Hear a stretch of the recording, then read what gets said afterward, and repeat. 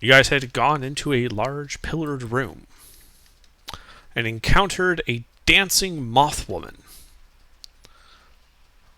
And after some flawed attempts at communication, a fight broke out. And the furniture came alive and chased the wizard north into the hallway, trying to bite him. Some swordsmen intervened against Goulash, and the Mothwoman flew up to the ceiling and started raining down spells, eventually disintegrating Sister Beta. You guys find yourselves underground in the Gozar Bronzestaff estate, looking for him. After you had negotiated with him to get some gems made for you, as a way of introducing yourselves and learning some things, having been sent on a mission to kill him.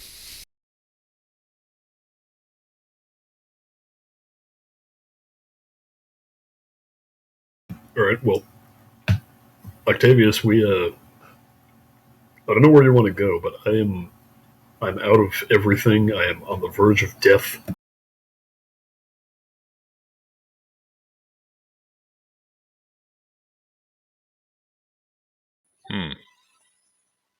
Yeah, that's bad.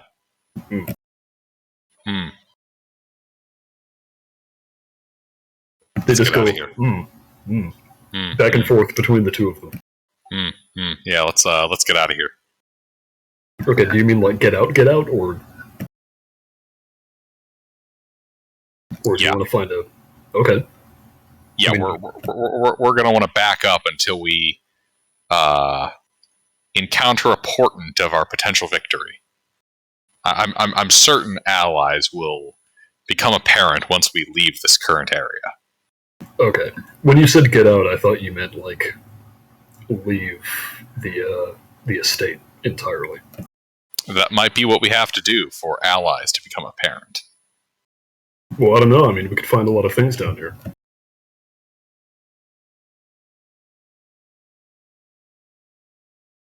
I mean, that rabbit guy was a friend, kind of.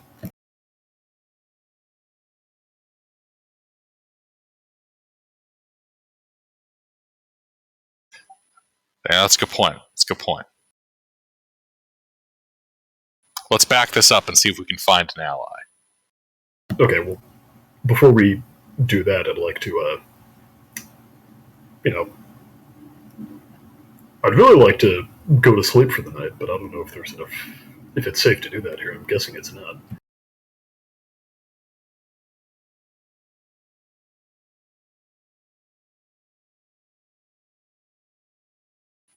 Honestly, probably.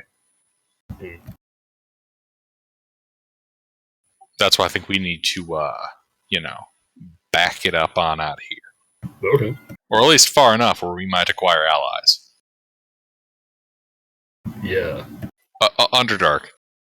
Yes. I don't suppose Father Uriel's in my demi-plane, is he? No. He is not. Isn't your demi-plane full of lava? Actually, I can have several demi-planes. I don't suppose you have a demi-plane where we can, like, hang out for a few hours to catch our breath. Well, the door will only stay open for an hour. Okay, well, you can just close it and open it again, right? Yeah, I mean, not back to where we were. Oh, that's true. Okay, well, I'll put it this way. If say I open up my demi-plane right over on that side of the room, and we step in it, and the door closes, I can't actually get us out outside of plane shifting. Right. I don't suppose you have access to anything else like that.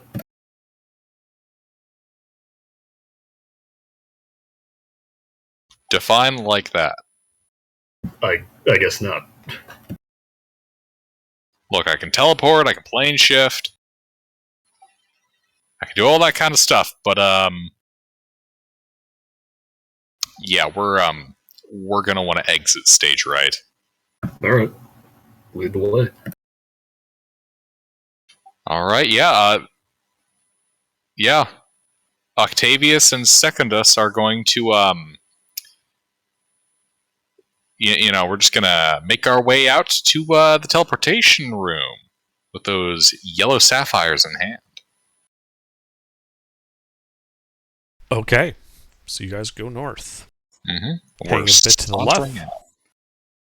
Go north again to a round room. Pair of closed double doors to the north. Hall to the right, leading through a couple open double doors. You can see the pillars to your right.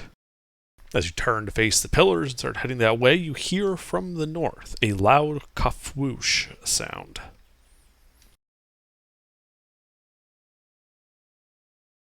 Uh-huh.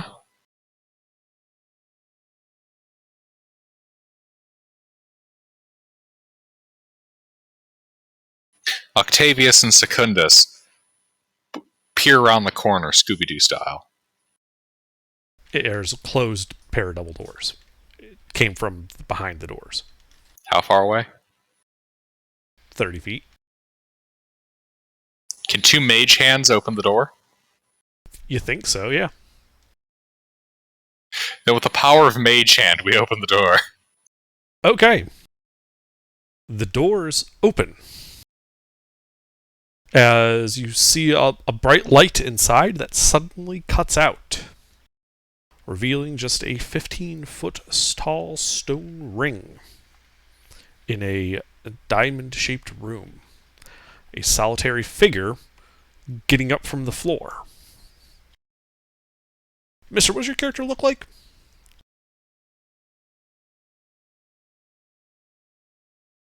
Hold on, I got it in here somewhere. I'm looking for it. So now we have two characters named after emperors from the Elder Scrolls. We have Uriel and we have Septim. Oh shit, we're gonna die, mister! We're gonna die!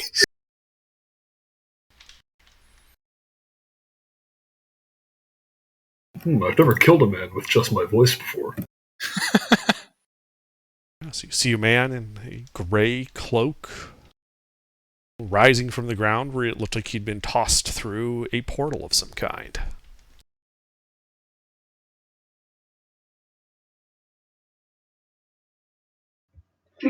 Well, hello there.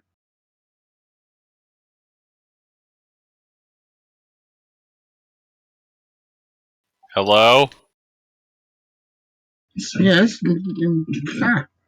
I see you speak the same language. That is interesting. How did you get in here? Well, I am here to fill a role, I suppose you could say.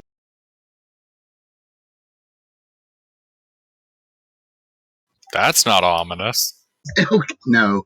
My point is, Marvin. I'm sent here to replace Sister Beta. I am Father Uriel. Oh, you're from the same order? Yes, we're from the same order. Oh, I see there's a quick turnaround on that. Man, I thought we Septimi replaced our losses quick. Alright. Is he dressed like Sister Beta was? No, he looks like he does in the picture I posted. Okay, well, I mean, is that how Sister Beta dressed? No, she dressed as a nun. He dressed like that. Okay, but do I recognize anything that would mark this guy as a member of the same order? Oh yeah, he's wearing the same insignias. Yeah, insignias. Yeah. I'm asking if this guy looks legit. Yeah. Plus, he's underneath that. Well, you can't tell because the only thing you can see looks normal. But he pulls back his hood, and the face is. The rest of him is made of robot. Just his face looks normal, and he pulls his hood back up. That's why he leaves the hood up. Oh yeah, you're from the same order. Habit, take the habit off. She's just got the face. The rest of it's. Well, that's enough to. Y'all never had her take the habit off. That's enough to convince 6 Wisdom Goulash, and he's gonna hand Father Uriel all of Sister Beta's stuff. Cool. You mean all the stuff that got disintegrated? All of the stuff that didn't get disintegrated. It was all magical that didn't get disintegrated. I picked up all of those magic items, which I Yep. now have, and bequeath unto Father Uriel. Unless the magic items got disintegrated too. Nope. But yeah. Hey, Tiro, you're in here too. All right.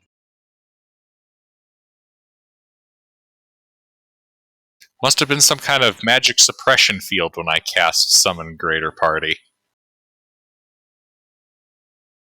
Say what? Yeah, There's also that's there's a pouch full of Beta's ashes in there as well. Yeah. Oh, I was making a joke, Tiro. Last week I cast Summon Party, and nothing happened. So I guess there was I must have been the Beholder's anti-magic ray or something. Let's face it, you just whiffed your roll. That hurts, man. That hurts. Yeah, I guess Trent Reznor must have some kind of anti-magic field that radiates from him, because I was in fact at a Nine Inch Nails concert. Really? Wait, really? You son of a bitch. Yeah, Fuck no, you. it was fucking sick. It was like the experience of a lifetime. Yeah, they're fucking great live. My God, I hate They're you. so Fucking much. fuck. They are so much goddamn better live. It's like It's incredible. phenomenally different. It's Yeah, amazing. it's complete. I wish that their music, like recorded, sounded how they do live. It's crazy. You just have to settle with the live album. So we're still level 16? What? No. We're a very sexy level 17. Right, it's been so long, I need to refigure out how this sheet works.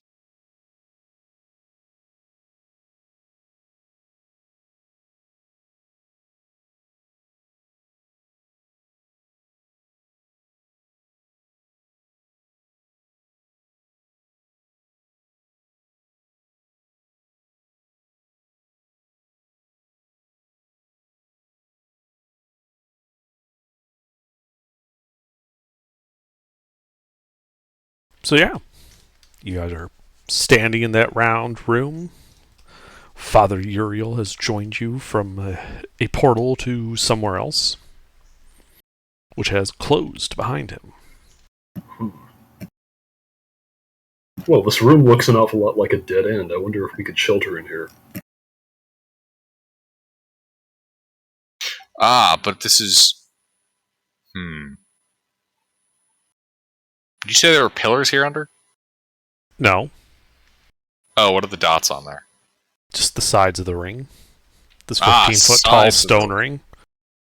Side of a ring, yes. I'd like to identify the ring. Does the ring feel magical?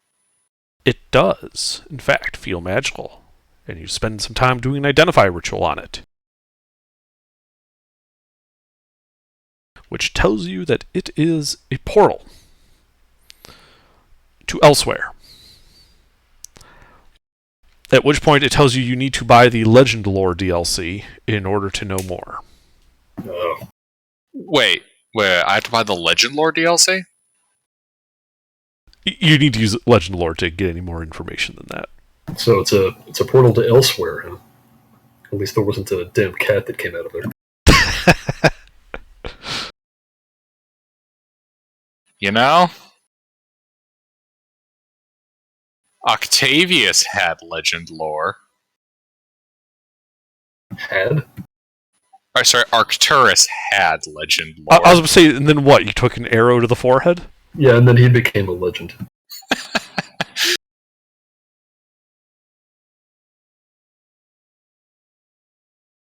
Alright, well, what do you think? Well, I'm thinking that this isn't a dead end. We might want to back it up to that room with the angel. Oh, that might be...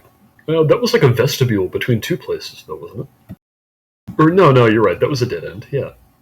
Yeah, no, that's not a bad idea. In fact, that room was, like, hidden. That might be a really good idea.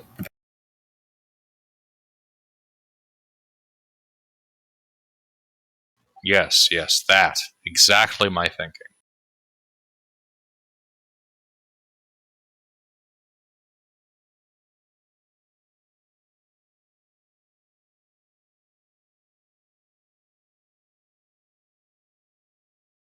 we should go.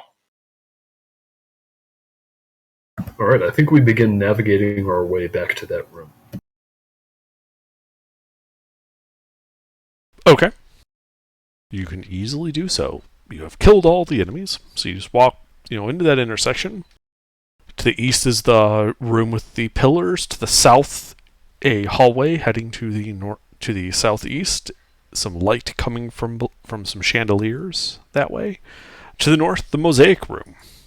And on the west side of that room, a secret door that led into the room that had a shield in it, which held an angel. Well, I do feel marginally safer in here. You think we could bunk down for the night in this room? I believe so. All right. Yeah, well, that would be very convenient for me. Underdark? Yes? I should like to close the doors. Okay. You can do so. And then, once they're closed, I should like to cast Improved Door Jam on it and stick several pythons into it. Okay. Improved door jam.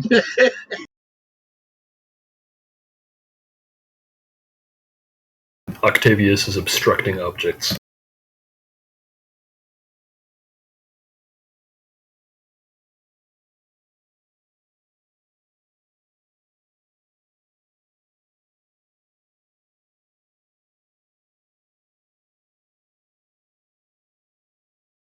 So you guys jam up the door, retreat to your dead-end room. Do you do anything else?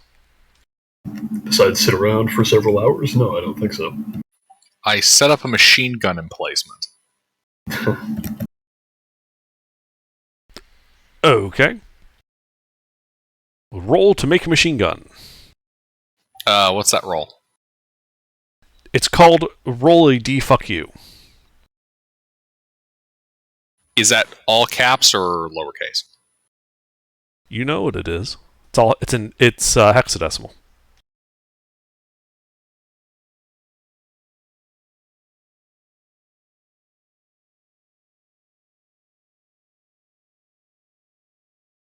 Yeah, looks like you failed to roll and don't get a machine gun. Too bad. Drat.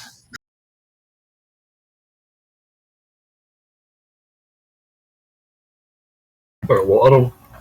Wait, you have advantage on that roll. Well, you better roll 2 D-fuck yous. That's right. Oh, I got 2 middle fingers. Oh, wait, all sides of these dice are just printed with middle fingers. Yeah, some special dice I had to order for that.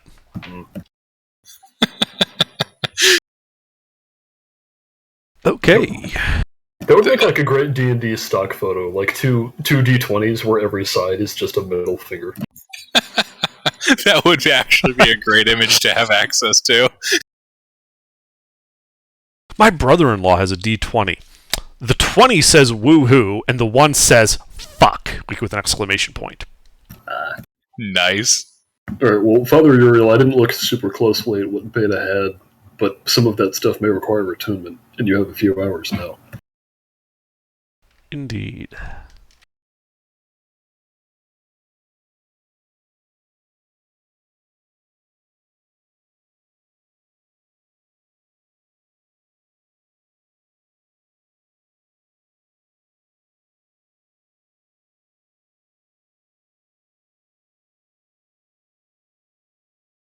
Alright, but the hours pass.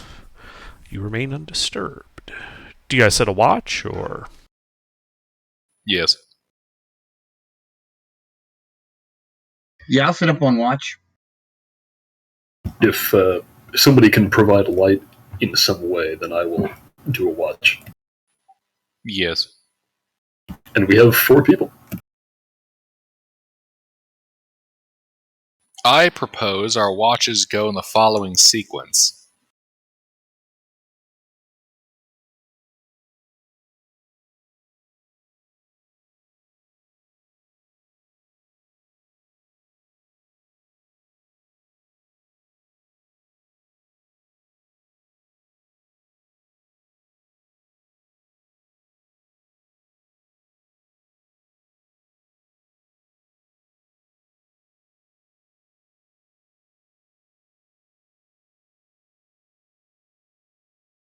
How does that look to you guys?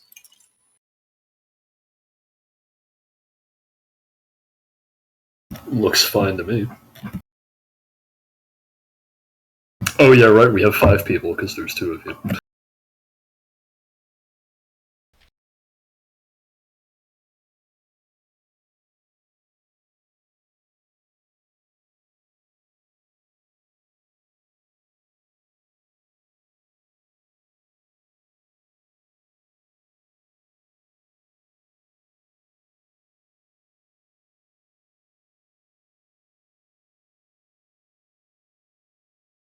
All right. The time passes. You guys have a successful long rest. All right.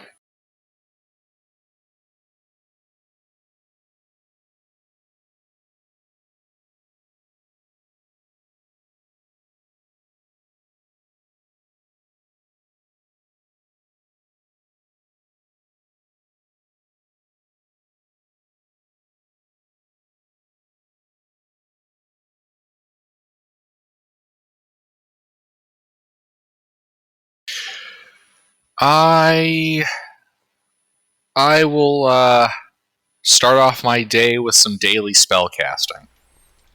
Okay. I'll start by using Wish to cast Simulacrum, Uh-huh. creating a new, fresh Simulacrum. Mm-hmm. The same simulacrum. Mm-hmm. We do what the lieutenant did, and we high-five it. And then we both cast Mind Blank on ourselves. Mm-hmm.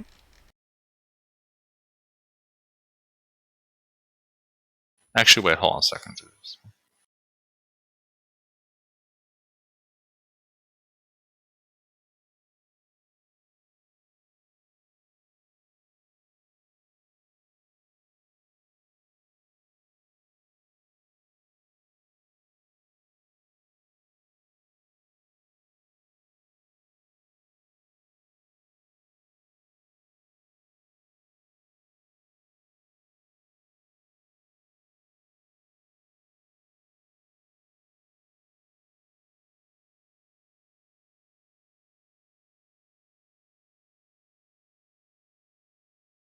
Yeah, okay. Actually, you know what?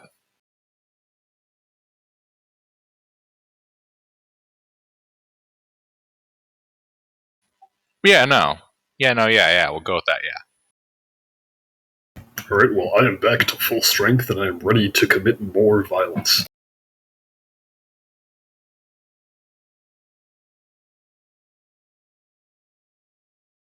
Hooray! Let's go down the road. Sure, where do you want to go to now?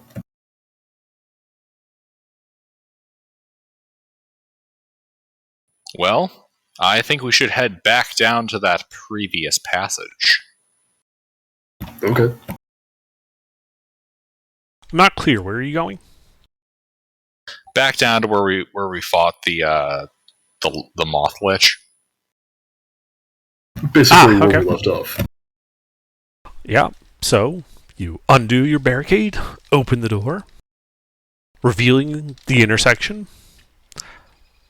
But this time all the doors are closed, not just the one you set before you took your long rest. That's interesting. Maybe the doors auto-close. It's like a Source Engine. Mm-hmm. So do you still go west? Yeah, of course. Okay. Yeah, must be the auto housekeeping magic. Yeah, you open it, revealing the square segmented hall to the west. As you walk into that round room, you see that the doors to the portal room to the north are also closed. And then you proceed south. The room to the broom closet in the northeast corner of that bend, also closed. and you find yourselves eventually standing in front of the double doors to the room that you fought the Mothlich in, also closed. Well, let's hope she's not back. Everybody, gang up on the door.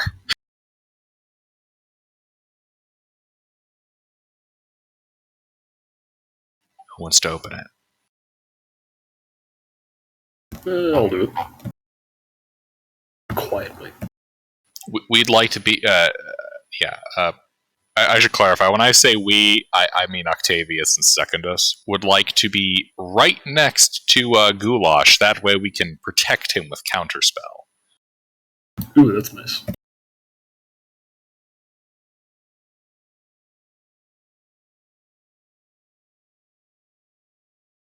Alright. Well, I would like to open the door quietly. Alright, go ahead and make a stealth check.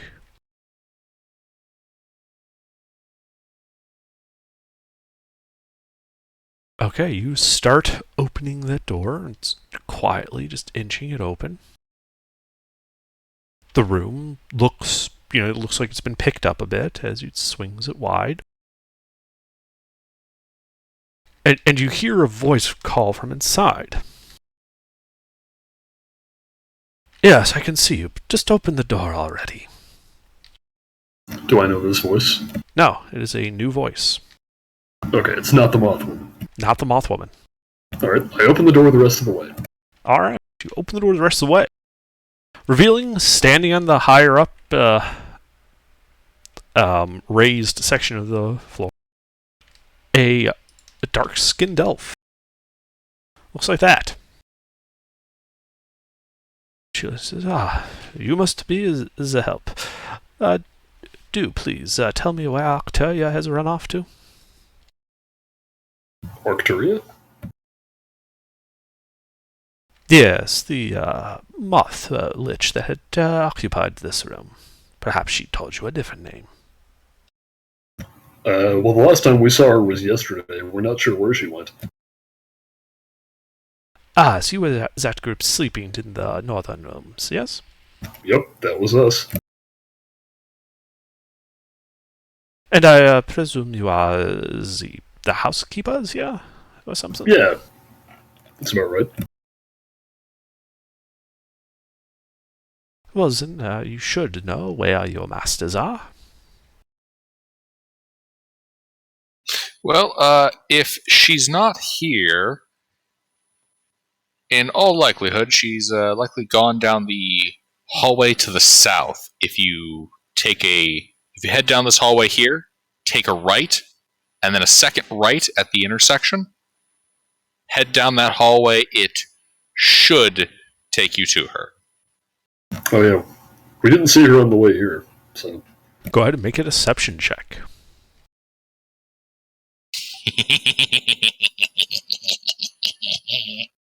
I only said I didn't know where she went because that is technically true. That is true, but then Octavius there decided to get fancy. Can Octavius help Octavius by doing the Siamese twins gimmick? No. Finishing each other's sentences. Speaking in rhymes. Lucky? Actually, no, I'm not wasting a fucking lucky on tricking an elf. Standing in hallways ominously. Yes, of course. Do please lead on.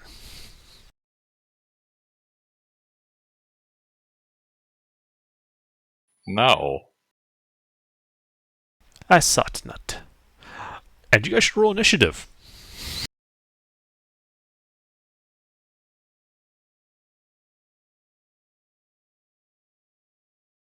What did you roll, Gilbert? Deception.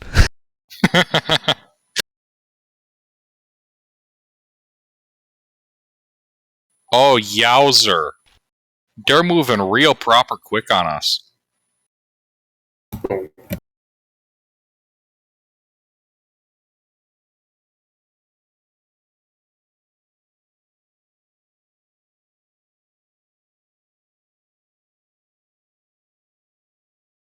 Azor, you here? Tiro? Sorry, I'm kind of falling asleep here. No sleeping. If I suddenly stop talking or disconnect, it's probably because I fell asleep and spilled coffee all over my computer. Okay, maybe put the coffee in a position where that's not going to happen. That's the only thing keeping him awake, the warmth of the cup. Wait, isn't it like 6:30 for you? Yeah, but I got up at like 4. Oh yeah, that's right. That's right. You're on a pilot time. Well, you don't have to stay and play, brah. You really Yeah, don't. I understand if you need to get some sleep. Yep, them pilot hours do be brutal. Oh, damn. This bitch is just quick. Yep. As you hear a series of arcane words uttered from the seemingly empty spaces in this room. I have to see to counterspell, right? Indeed, but these guys were invisible. As darkness envelops everything. And everything goes dark. Do any of you guys have Devil Sight? No. Mm-hmm. This isn't regular darkness.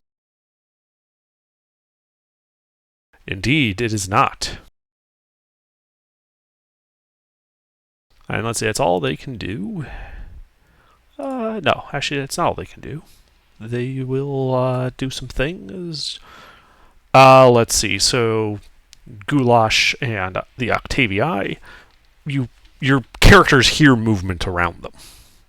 You think something or someone's have gotten into melee range with you. Fools.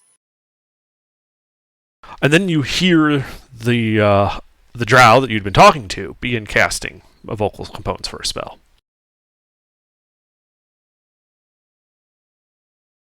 Well, And you hear buzzing all around you as swarming, biting locusts fill the area. Oh, you dick. And I need all of you, all 4 of you, to make Constitution saving throws. Ah, you absolute cheeky bastard. Fucking Everybody can add play. a plus,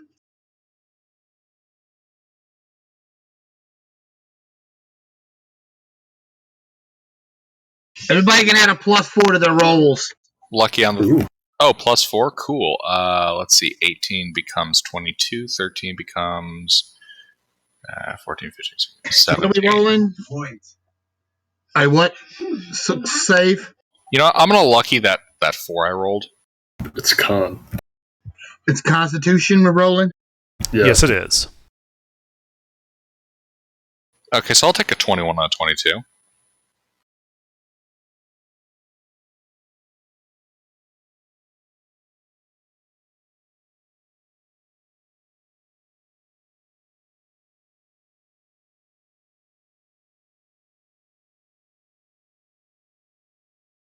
All right. So it looks like only Azor failed, and will take full damage. Everybody else passed and takes half damage of 22 magical piercing damage.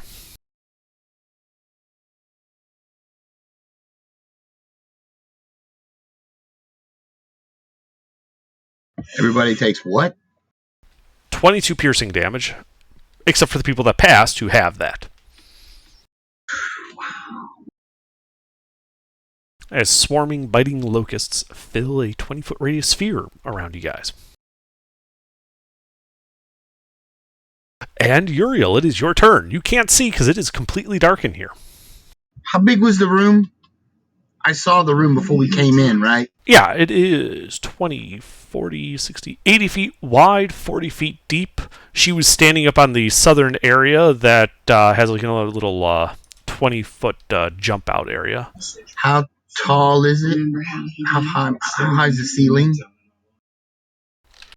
All right, that's what the room looked like. The ceiling here is a vaulted ceiling that was 20 feet high. All right, I'm going to cast Fly and start up on myself and head up. Okay. You fly up till you boink into the ceiling. And then follow the ceiling along. Okay. the vault, follow Yeah. it up. You follow it up into the center of the room. Do I get out of the darkness at all? You do not. Damn, this is a big darkness spell. 15-foot radius. They airburst them.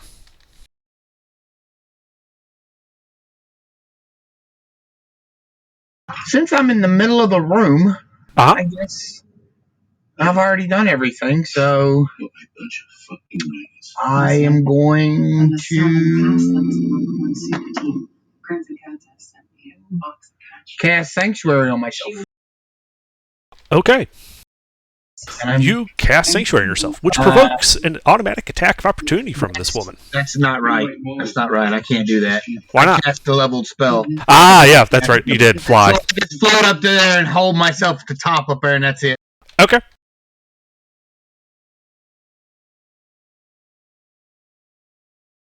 Okay, you fly up there. Let's see. And then Octavius. It's pitch black. No, it's not, as we both cast Dispel Magic. Okay, let me roll something here. So your spell gets counterspelled. And your, Simulacrum's Dispel Magic goes off. And you can see the upper left corner of the room.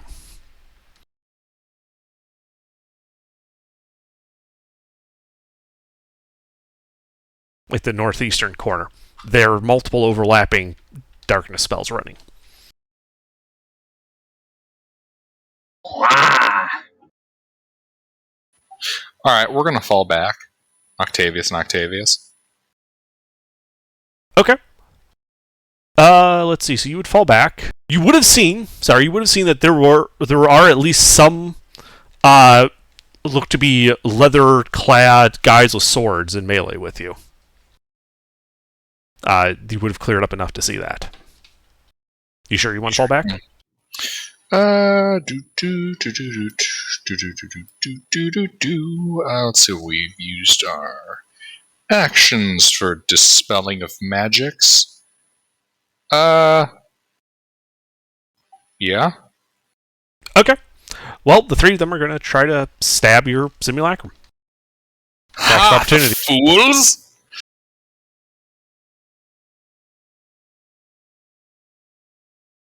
Do any of them fail?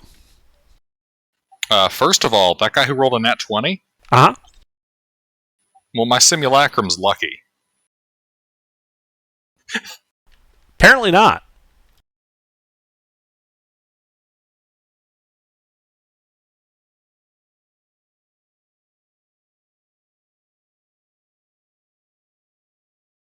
Yeah, nah, he gets shanked a bunch of times. Okay. At least you can get crit.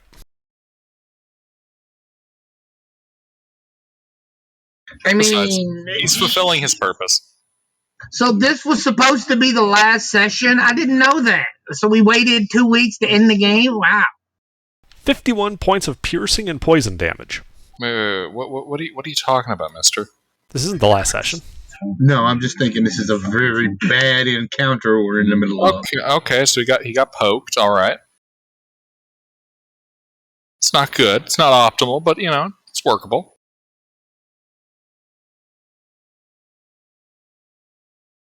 Do you do anything else? Well, let's see, we backed off 30 feet. Are we outside of the darkness? Yes. You back up. You can just see like this wall of darkness where the room was. It looks like it extends 10 feet into the hall. 5 feet into the hall to the north. The darkness. From the amount that you saw dispelled, it looks like there had been 5 castings of darkness covering the room. Cool. So you managed to dispel one of them.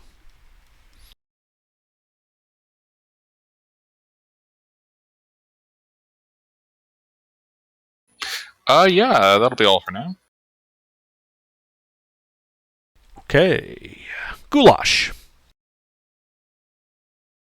All right. Can I see any of these figures around me? You can see the 3 that stabbed out at Octavius. You know that 2 more had stepped into melee range with you, but they are still ensconced in darkness. You're like right at the edge of it.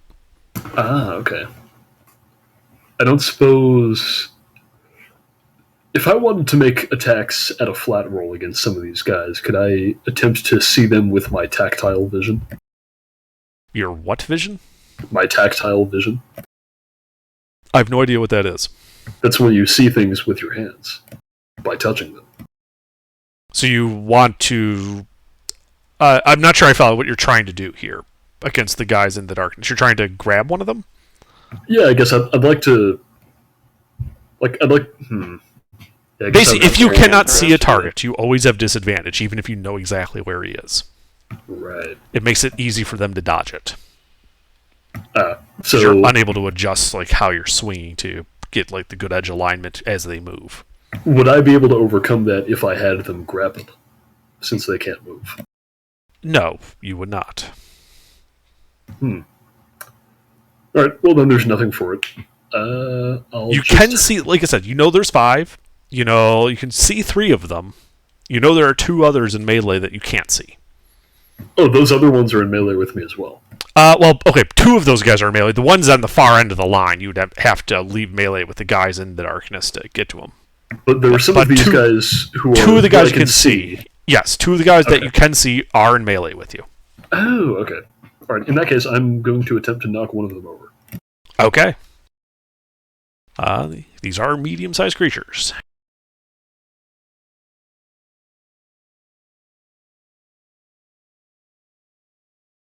Yeah, that guy goes down. All right. And then we're going to start beating the shit out of him. Okay. Although, actually, you know what? I'm going to replace the first one with a grapple. Sure. Believe it or not, prone doesn't do anything to that. Nope. Well, you grab him. All right. And now the other 2.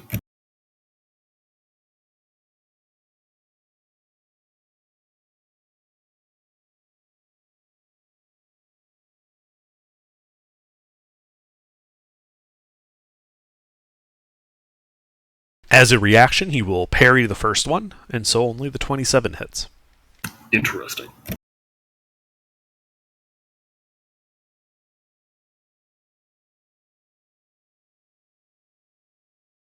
All right. And that's going to be it. All right, yeah, you heard him. Azor. How far away am Unknown. You are in the darkness. I? You could hear shit going on like in front of you within like 10 feet, but you don't like know where for sure like the woman is or what's going on. Everything just suddenly went dark. It sounded like someone cast some spells.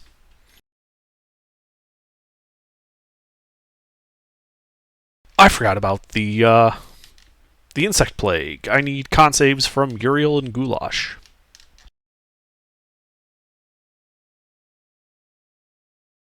You ended your turns still in the effect. Do I get to add 4 to this? Yes. I assume because of the aura. Mister, are you here? Yep, I'm here. Con save. All right.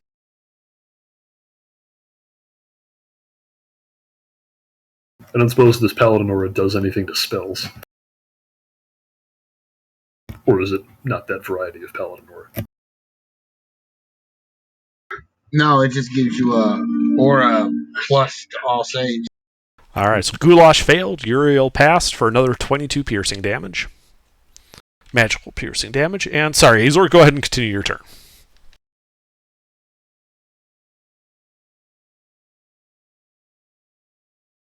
Hang on, I'm gonna have to rethink this a little bit because I totally forgot about the darkness. I'll cast magic weapon, 4th level, Okay. on my short sword, and I'll try and move forward towards the noise I hear happening in front of me. Alrighty, you move forward. Emerging from the darkness, seeing these 3 drow warriors with short swords right in front of you. They are in melee. One of them is being held down on the ground by Goulash.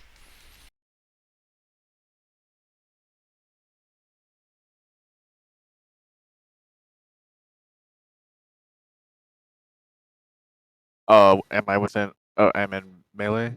Yes. I will use. What is it? Distance strike. To try and hit every single. To hit every single drow. Okay. How does that work? So, if I hit 2 separate people, I get another attack on a 3rd separate one. So I'll have to make 2 rolls to begin with. Okay. Who are you targeting then? One of the 2 guys standing up or the guy prone on the ground? The 2 guys standing up. Alright. Well, roll to hit.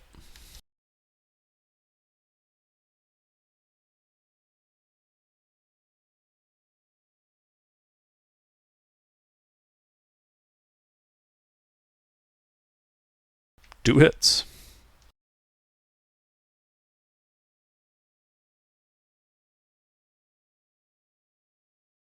And since he's prone, it's advantage, right?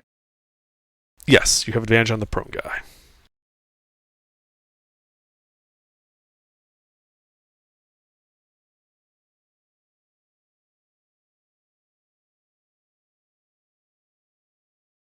That will also hit.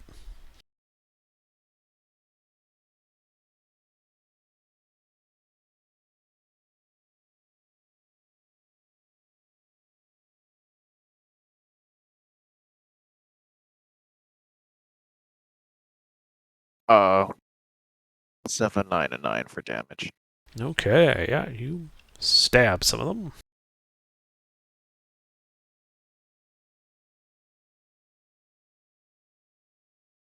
Anything else? No, that's my turn. Alright, well, as you end your turn within that insect plague, I need you to make a con save. The buzzing insects keep biting you.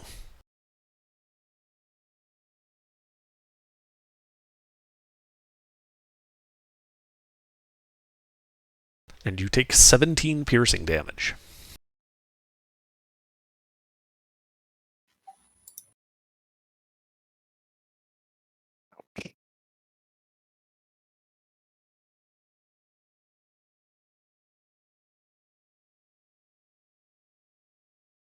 Anything else? That is it. Alright. These guys. Well, let's see here. Well, I think the 2 guys that are visible are going to try and stab Azor.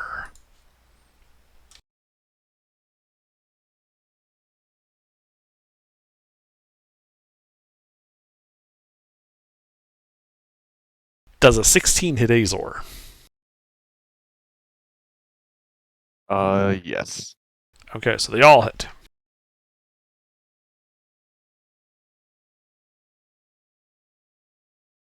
They stab you with their poisoned blades for a total of 70 points, piercing and poison. Ouch. Mm-hmm. The 2 guys ensconced in darkness, one of them is going to make an attack on Goulash.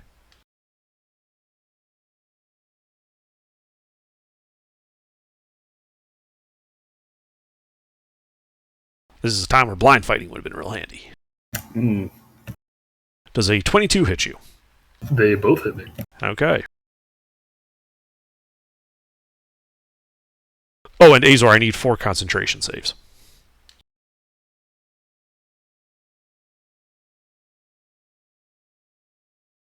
For a total of 31 piercing and poison damage. Concentration is wisdom, right? Constitution. Constitution.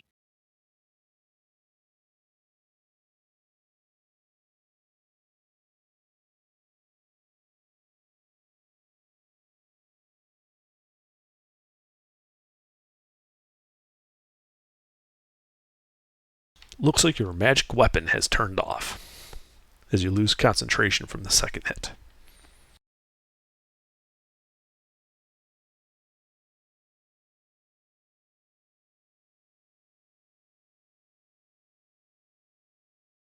Alright, and then the last guy, you hear him start casting a spell. And Goulash and Azor, I need both of you to make dexterity saving throws. Can I see what this is? No, he was the guy in darkness was casting the spell. Okay, but the thing that's affecting me, I can't Is see it not that either. no, it's just this area is then under this effect. Okay, but it does not count as a scene effect if I can't see the guy doing it. Correct. Okay. Azor passes. Nothing happens to him. Goulash also passes. Nothing happens to you. Nice.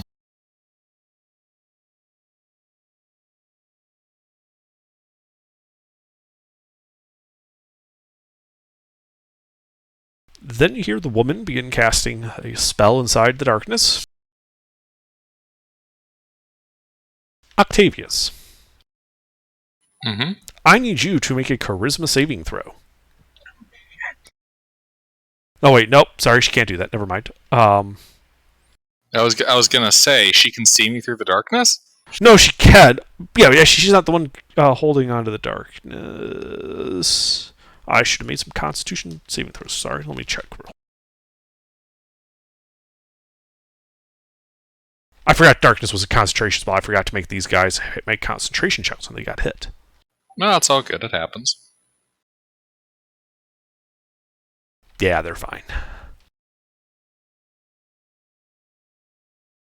All right, and yeah, she can see you. Actually, these guys have Devil's Sight. Ah, so they're a bunch of losers. Okay. Oh yeah. There are some like ultra edge lords. Yeah. So I need a concentration, a charisma saving throw from Octavius. Me or my buddy? That is a good question. From you.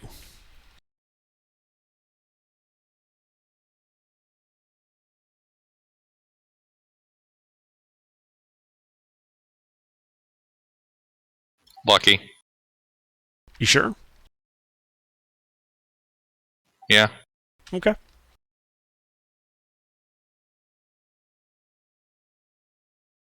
Don't say anything. 1 second.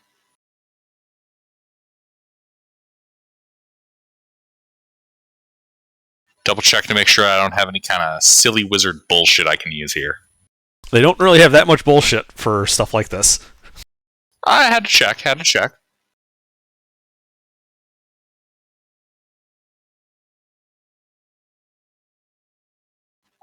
So, what's happening?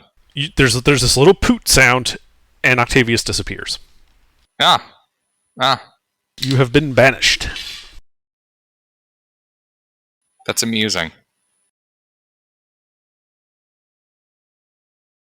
And Uriel, it is your turn.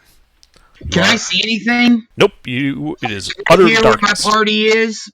Yes, you can hear the sounds of combat. Down to where Goulash and them are. Yeah, you could go that way. Emerging from the darkness, you can see 3 drow warriors around Azor and Goulash. One of them being land by Azor and whack that one there. the prone one. Yeah. All right, you land between Azor and Goulash, and you strike at the prone one. Roll to hit.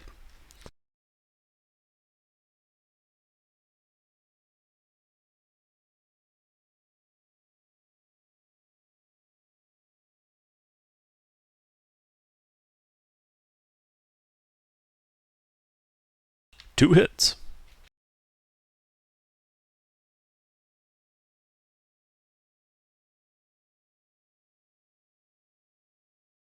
Okay, it's gonna take a second.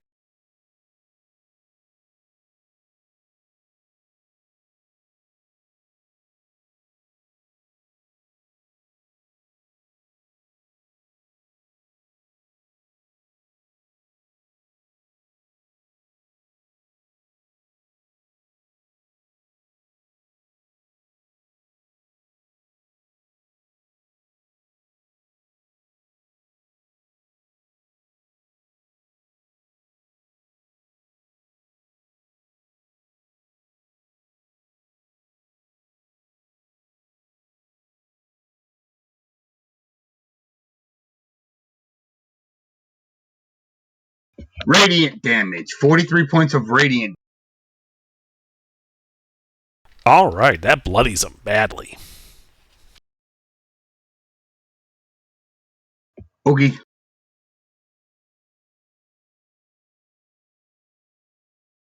And as a bonus action, I'm going to cast Sanctuary on. No, wait, no, I'm not. The darkness he was concentrating on remains up. And is there anything else you're doing? Oh.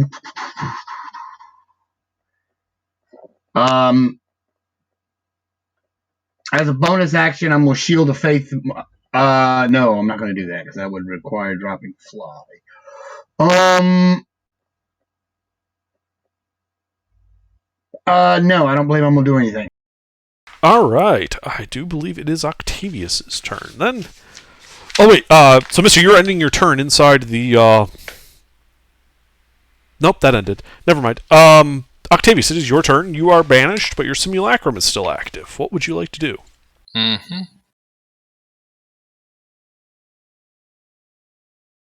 Well, my options have certainly been slightly inconvenienced.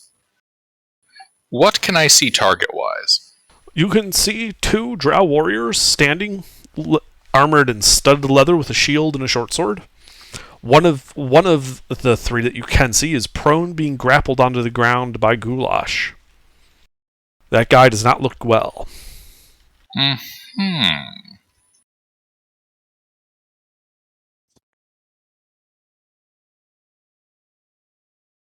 So here's a question. I cannot see the stupid dummy bitch that has banished Octavius. Correct. Wait, who am I again? You are Secondus. Right, no, I mean, I'm forgetting if I'm Octavius or Arcturus. You are Octavius. Arcturus is dead. Octavius, right. And then he right. lives, and then he's dead, and then he lives, and then he's dead. Alright, so is there actually, you know what? Yeah, is there like a door I can flank? No. Like the... okay, let's see here. So we know It's a straight hall that's then a double wide door. There really isn't a place to hide on the approach to the room.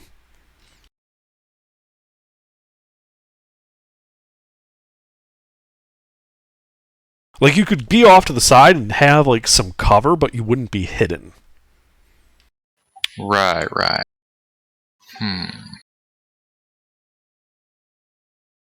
Let's see. Big Dummy Dum Dum is right over there.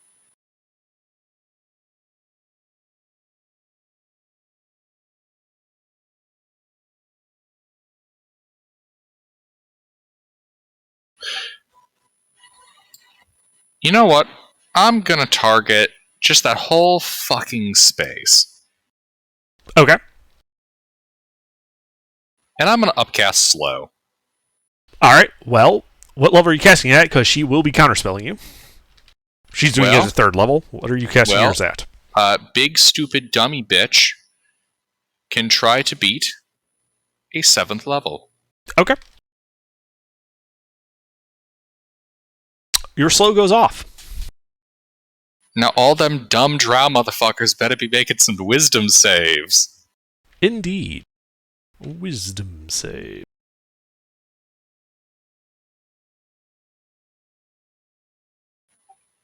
Because quite frankly, things are happening too fast around here. I think everyone needs to, slow down a bit. Well, that... Hold on, let me check something. So I'm pretty sure one passed.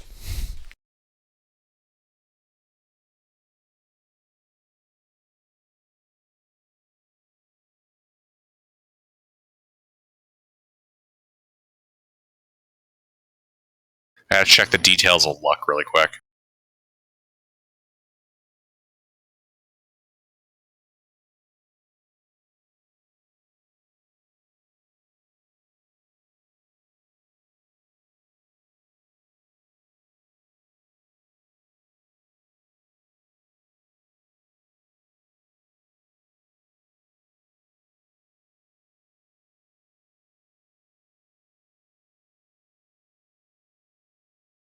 So you doing anything else? Yeah, I'm checking to see if I can use lucky on that person that succeeded. Does it require you to be able to see them? Because the person who succeeds is in darkness.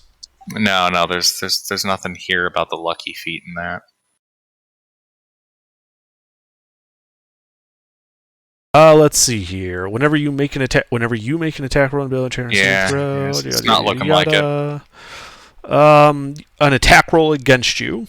Yeah, only if someone's attacking you with an attack roll can you use lucky on it. Slightly inconvenient. But whoever that dumbass son of a bitch with the 20 is, they pass. Everyone else is a slow bitch. Yep. Anything else?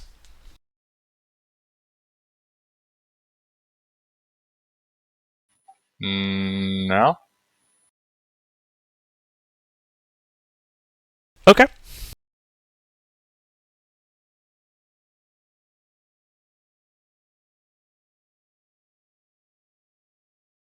Then it is Goulash's turn. We're currently holding one guy down onto the ground, prone, and he's slow, as are the two guys you can see. Alright, well, might as well finish this guy off.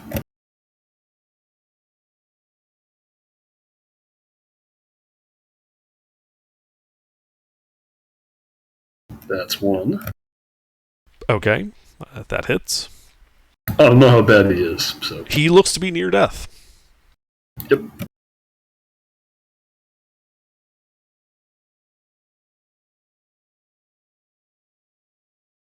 Eat his face. Alright, he dies.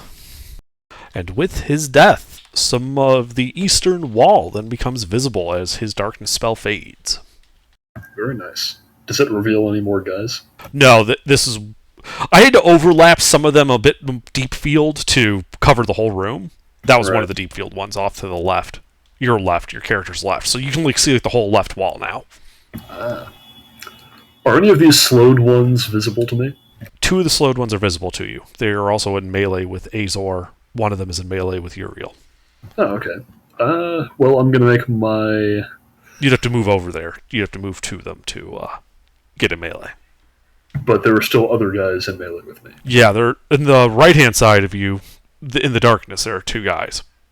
In that case... I'm going to attempt to knock one of them over. Which is not an attack. It is indeed not an attack.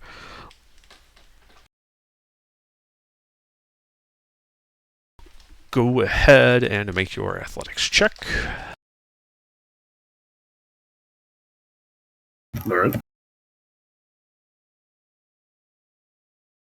I don't think they can pass this. No. Alright, yeah, so you whack one of them over. You feel that he lost his balance and fell to the ground. Very nice. I am now going to spend my second attack roll grappling that guy. Okay. And this should be a flat roll because I can't see him, but I have him grappled. Or no, wait, this is just another grapple. I'm not attacking. It is just another grapple.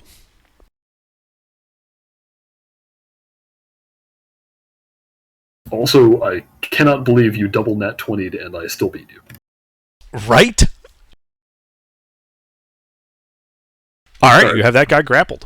Now that I have that guy grappled, without moving, I would like to drag him into the light so that I can see him. And more importantly, so that other people can see him. Yeah, you step back, dragging him into the light. This will provoke an attack of opportunity from the other guy. No, I think you missed what I said. I said without moving. I would like to pivot him around. Yeah. So you're using the shove then. Got it. Yep.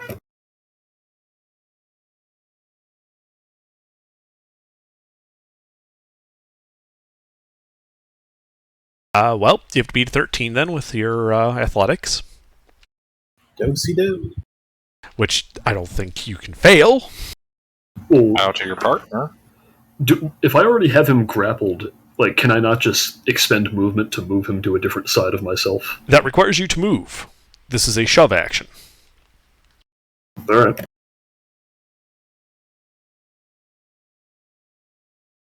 I mean, if it's going to require a shove, I would rather just actually attack him. Then an attack. All right.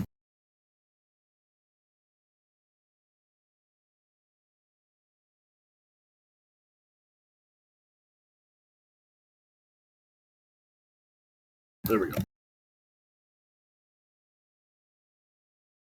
Let's see. That misses. Oh, wait, no. He's slowed. That hits. Nice.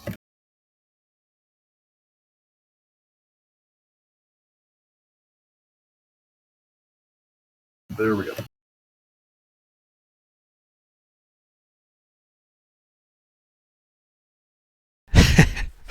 The darkness falls, revealing the other two guys that you've been fighting. Nice. Mm-hmm. That makes things a lot easier. Mm-hmm. That's it for me. All right. Yeah, though the still, like, the center and the back corner of the room are still covered in darkness. Mm-hmm. Okay. Azor. Am I still in the insect swarm? No, that spell ended.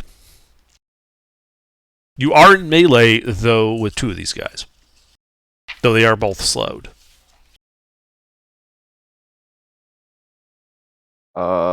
Let's see. I will hit one of them.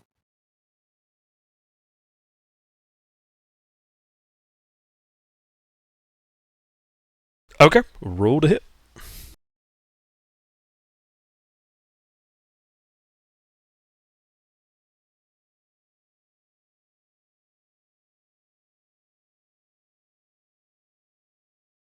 That hits.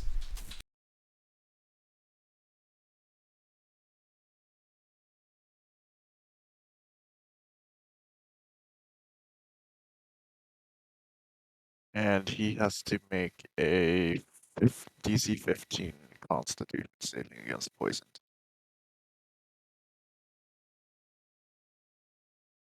Yeah, he's fine. And I'll cast Etherealness Okay. and move away. Does that actually prevent attacks from... it doesn't matter. None of these guys have a reaction that are in range of you. Alright, you step back.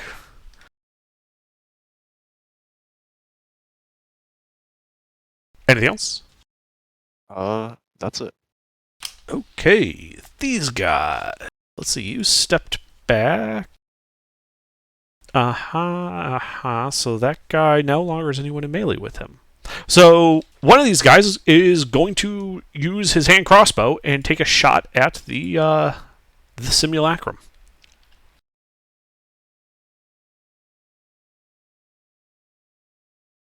Does a 16 hit the simulacrum? He cast shield. Alright, bounces off a shield. Let's see, the other two are going to make their single attack against Father Uriel.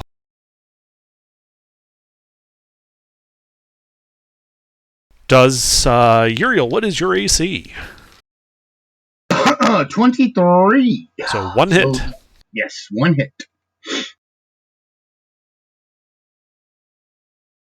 Alright, so he stabs you for 21 piercing and poison.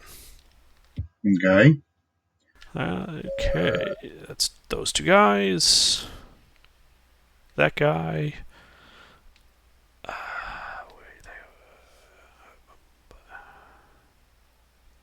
Then we got the guy being dragged by Goulash.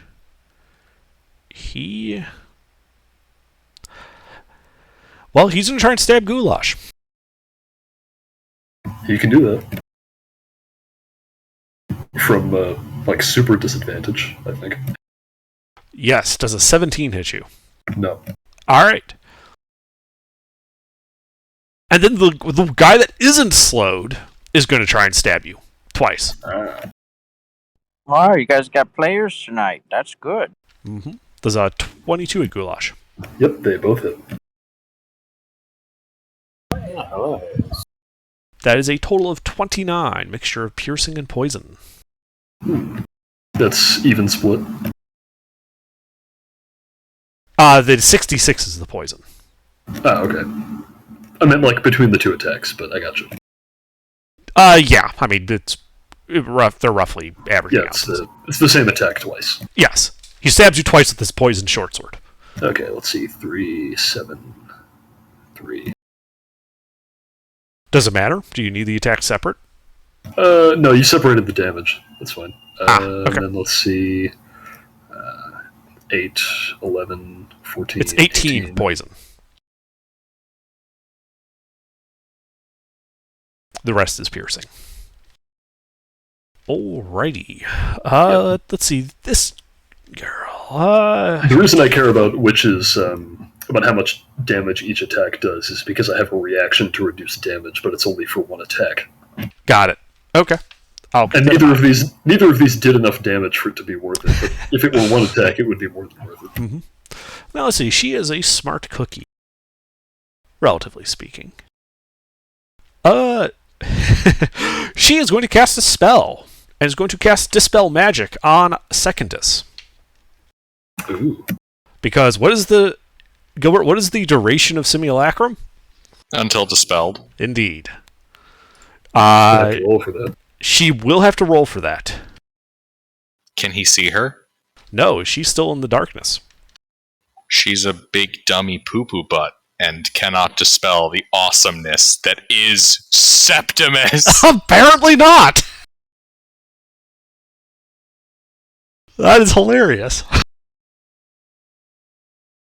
He just glowed with the awesome power of the Septimus. Because if that had worked, Slow would have ended too. Mm. Oh, wait, don't those guys all get a wisdom save at the end of their turn? We always forget that with Slow. Yeah. We really do. It's fine. I'll make it now. Yeah, allegedly they get one. But they all fail because they're dummy butts. Okay, one of them actually passes. Yeah. Wait, actually, hold on. Nah, he's a dumb bitch. My DC's 19. Okay.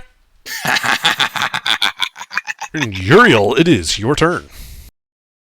Well, as much as I hate to do this, the one that just hit me, Uh-huh. I guess I'm gonna have to smack him. So it goes.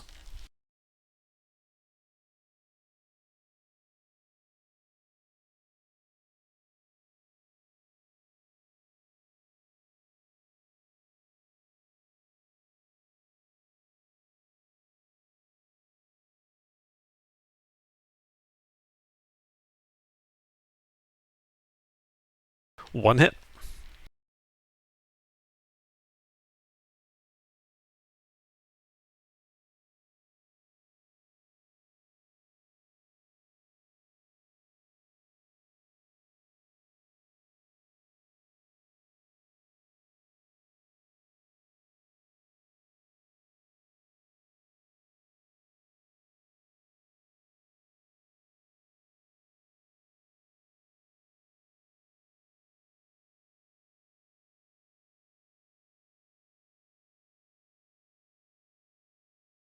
$15 points of radiant damage.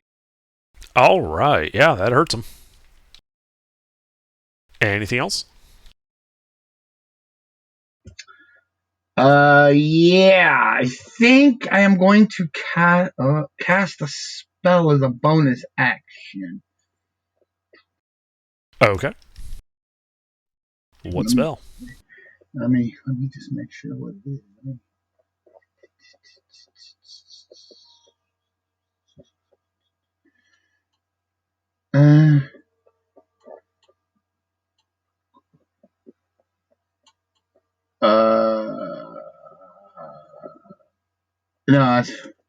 No, I'm not gonna cast it. Never mind. That's it. I'm done. Alrighty. Secondus. Can I see the dumb, stupid elf? No, she's in darkness. Can I see any of her dumb, stupid elf buddies? Oh, yeah, you can see all four of them. And the dead one. Cool.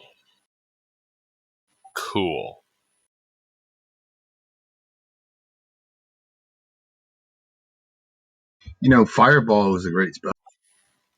Chain lightning. Okay. Dumb, stupid fools can die, or Well, she can try to stop me. She is trying to stop you. You basically Roll, are in a mage fight with bitch. her. How far is oh, that's it. Roll, you stupid drow. Fizzle. Excellent. Excellent. I'm burning her spell slots. Yes, you are. It's a win either way. From an expendable, replaceable snowman. You And I like to the fuck whole down the hall. concentration because Off back down the hallway, Octavius goes.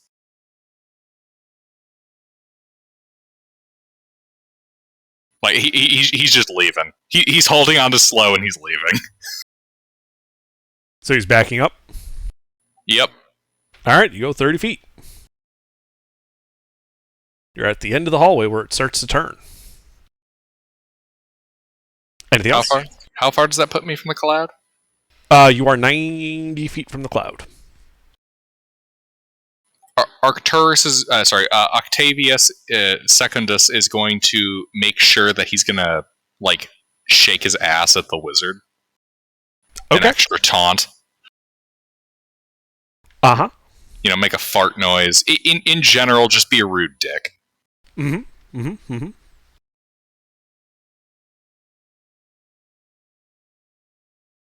Anything else? Nope. All right, Goulash. All right. I think I'm still holding this guy down with one hand. Yep. So, how does he look? Is he bloodied? He is not yet bloody, no. Oh, okay. Let's just make 3 attacks against him, though. All right, you're at advantage because you can see him now. Yeah.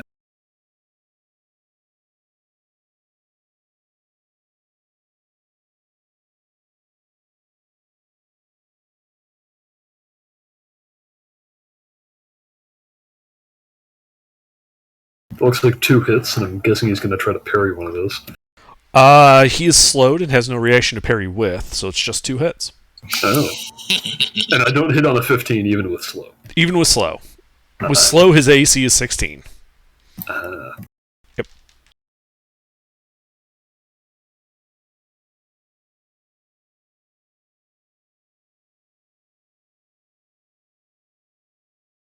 Alright. 28 magical slashing. Now he's bloodied. Nice. Anything else? No. Okay. Azor. Can I? How many of them can I hit in a 60-foot cone? If you don't care about allies, all of them. Is there anyone bloody? Go ahead. Number of allies. Okay, I cast Conjure Barrage. That's DC 18 to save. What kind of save? Dex. Okay. So everybody needs to make deck saves. I can see this. Unless you have a plus Yes. 4.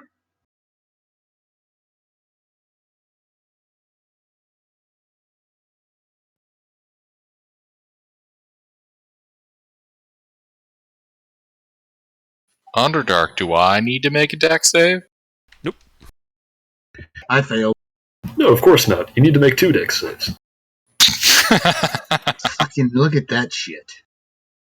What's the DC, Azor? 18. Okay. Well, looks like 2 of my guys passed. That's the non-slowed one. Yep, the non-slowed one didn't get -2 penalty. Let's see.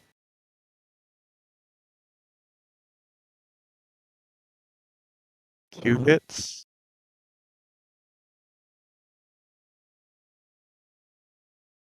Oh, both do 11 damage.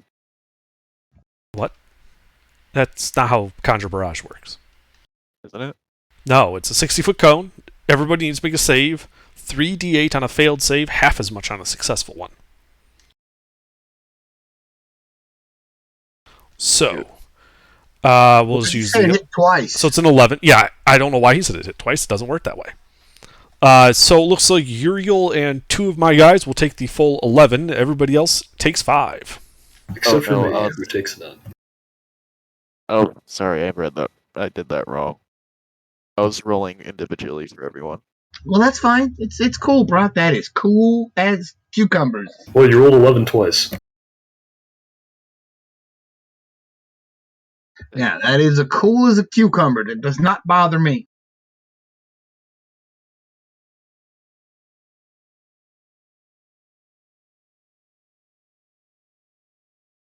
And that will be it. All right. At the end of your turn, yep. So your conjure barrage knocks down the darkness in the center of the room, and you guys can see the woman. In the center of the room? Yeah, in the center of the room. And she's going to look at you, Secondus, 90 feet away from her. And she's going to cast Dispel Magic because it has a 120-foot range. Mm-hmm. And she's a big stupid dummy.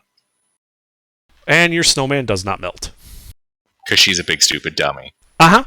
So she is then going to retreat. Moving her, let's see, it would be 20 feet to that door, which she then opens, steps through, and kind of just crouches down a bit to, because she doesn't have any more actions to close the door with.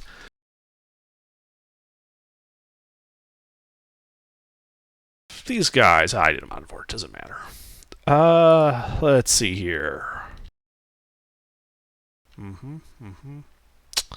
So, that guy is going to try to stab Azor.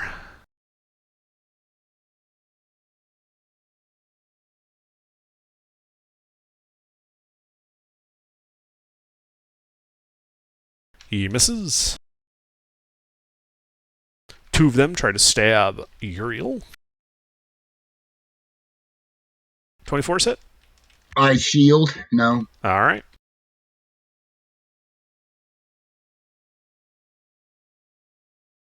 Let's see here. The prone guy. He is going to try and cast a spell. Can I see him? Um, And how far away is he? he would be larger than 60 feet away from you. Is he Okay. slowed? He is slowed, so I'm looking up because I think I have to roll a d20. Indeed, that silly goofball must roll to see if he can cast a spell. 3. Doesn't it take him like 2 turns, or am I misremembering that? If the creature attempts to cast a spell, the cast time 1 action roll d20 on 11 or higher. The spell does not take effect until the creature's next turn, and the creature must use its action to complete the spell. So, it goes off this turn. And I need deck saves from Uriel, Goulash, and Azor. This is a scene effect this time. Nice. Sorry, what was that save again? Dexterity saving throw. Oh, whoops, that should be with advantage. You have a +4 to it because I'm standing right next to you. Wait, who has a +4? Both of you. Oh, well, 19. You reminded me and I still forgot my advantage. Shoot, advantage.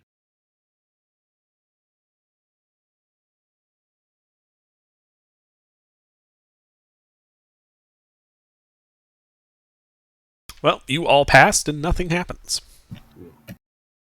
The unslowed guy is going to bonus action disengage and action dash 60 feet towards Secondus, putting him 15 feet away from you.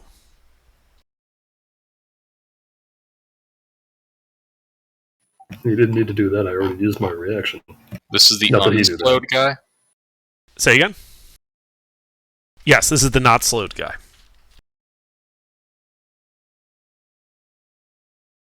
Let's see, that's all he can do. Oh, yeah, that's right. She has this. I totally forgot she had this spell.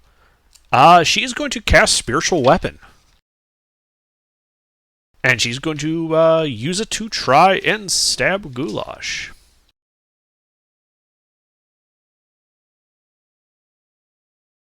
And misses. Alright, Uriel. How many is in melee with me? 3.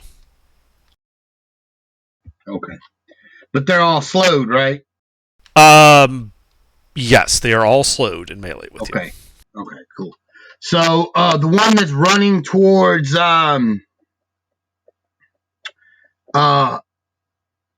Octavius, Yes. I am going to blast him as he's running. With what? Guiding bolt. Oh, okay. Roll to hit. And I'm gonna spend a sorcery point to quicken spell this so I can do it as a bonus action. Sure.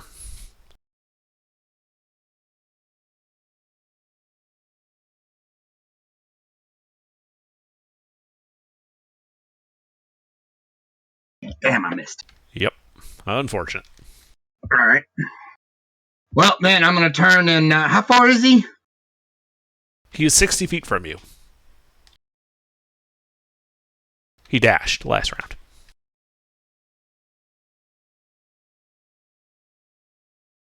Oh wait, I'm still flying. Mhm. But I haven't been making saves though.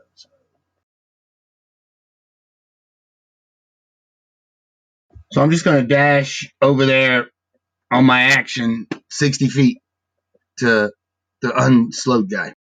Okay. You fly over to him. Anything else? No. I'm All gonna be right. like, where you going, bruh? Secondus. How far away is the stupid elf? 130 feet from you.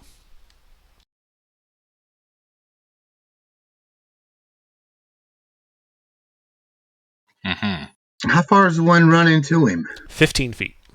Okay, so Now here's a question: are there any of her buddies within 30 feet of her? No.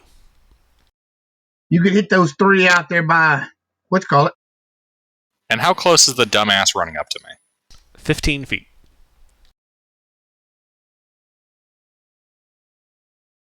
And the lady is how far? 130. Okay.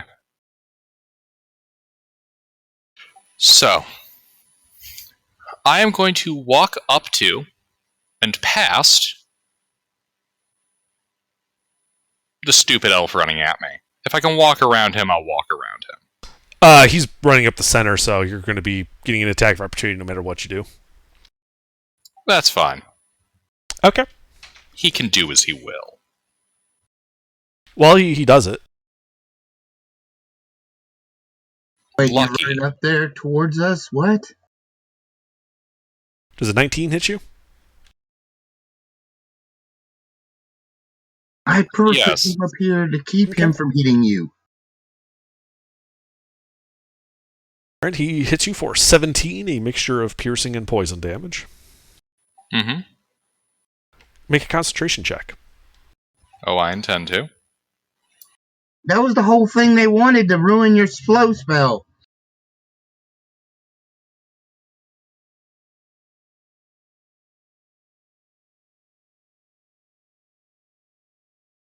All right, well, slow is fine.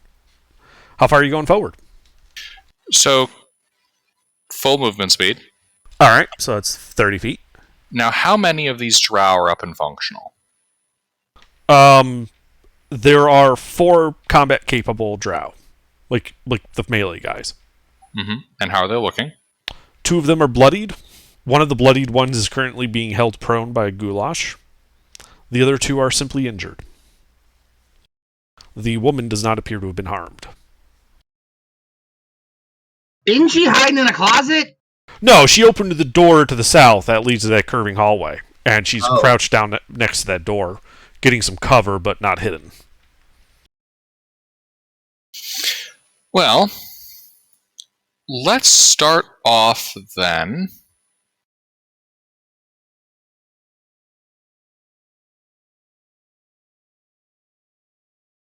Man, I'm conflicted. Do I wall of force her dumbass, or do I kill these stupid boza? Kill the stupid things. How many of them did you say were badly injured again, Under? 2 of them are bloodied.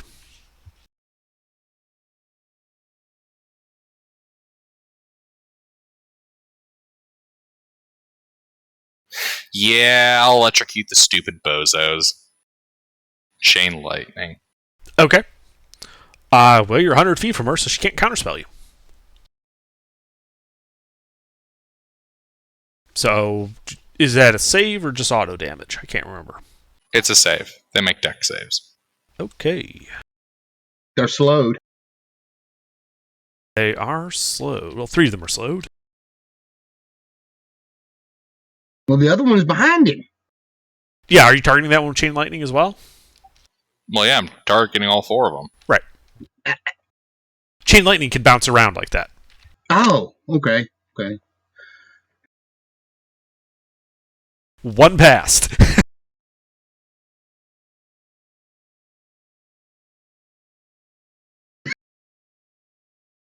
The guy that ran up to you, he's now bloodied. Let's see. The first guy, which was hitting Azor, died. The second guy that was prone, he might live. Let me check. He dies horribly. Lightning No, courses he's through his veins. nearly dead. He's the one that passed. The rest of them die. And then no. One of the guys dies. The unslowed one that charged at you, he's bloodied. The other guy that isn't prone over there but still alive is bloodied. The guy being held prone is even more deeply bloodied. Anything else? Guys, please kill these fools. That'll be my turn.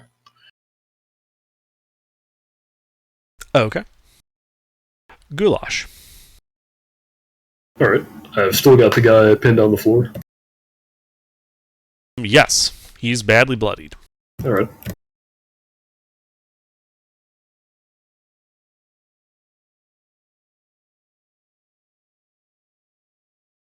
Alright, let's do 1. Well, that hits. 16. Squish. Alright. And now there's how many left? There is one melee fighter currently in melee with Azor. He's like 10 feet from you. The other guy ran down the hall towards the Septimus. And the woman ran south. She made it all the way through the doorway, yeah? Yeah. You can see her. That is from you. 10, 20, 30, 40, 55 feet to her. Oh. Well. In that case, I'm going to bonus action re-rage. And because I forgot to do this the first time, let's see, what's the max that I get with this?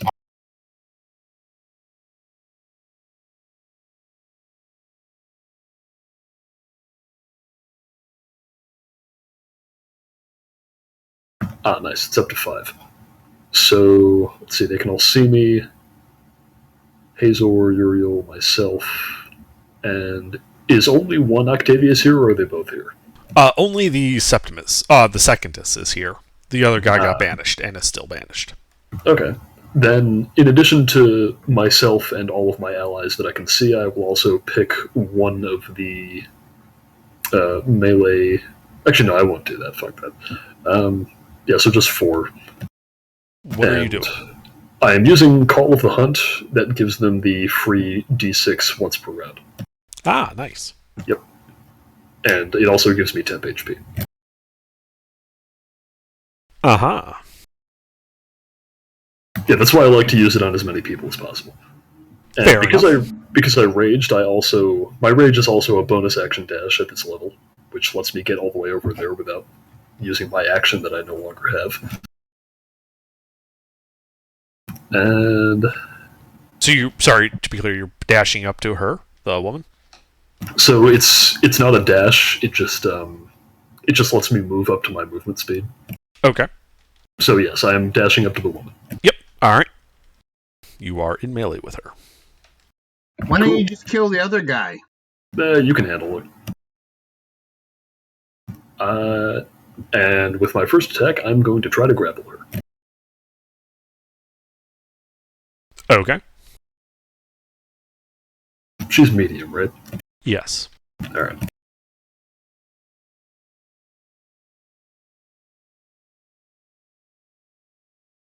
Ooh. Yeah, you grapple her. Alright, and now with my final attack, I will attempt to actually hit her. Roll to hit. Actually, no, I changed my mind. I would like to knock her prone. Okay.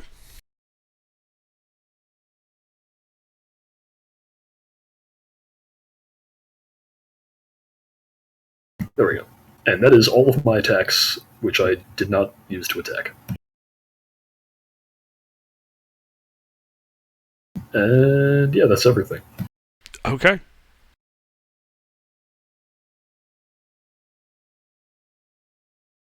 Let's see here. Azor. So there's one in melee with me, right? Yes. It is bloodied.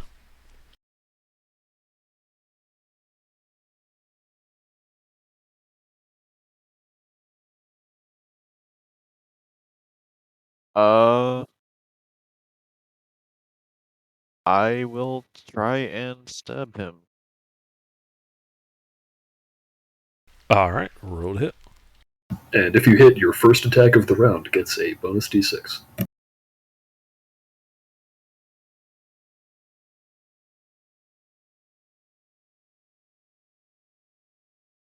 Hit. Yep, so add a d6 to your damage.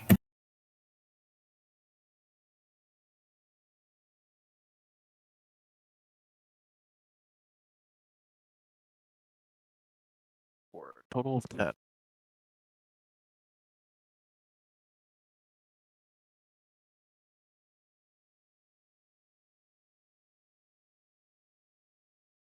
Alrighty.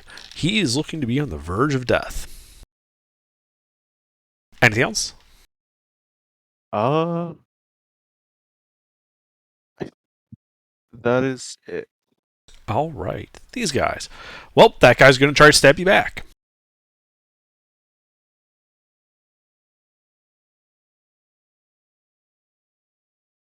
Does a 16 hit you? Yes, it very much does. Alright, he stabs you for 22, a mixture of piercing and poison damage. And I go down. Unfortunate. See, I told you to kill that one by him. I wasn't even close. I was on the other one at the back taking care of the wizard. I didn't realize he was in so much danger. Well, he's not a barbarian like you. He's a rogue, I believe. I thought I said something, but I probably said it in my head and forgot to say it out loud. Alright, well, he's going to use his movement to go 30 feet north up the hallway towards Secondus. This would actually, let's see, so you went south 30 feet. He is 30, is he? You went 30 there. He is, sorry, I gotta do some math.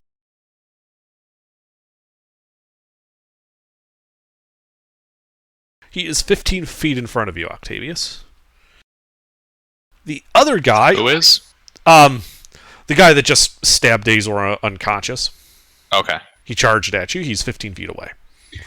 The guy behind you is going... that is next to Father Uriel, is then going to try to move 30 feet up to Septimus, which will provoke an attack of opportunity from Uriel. Okay.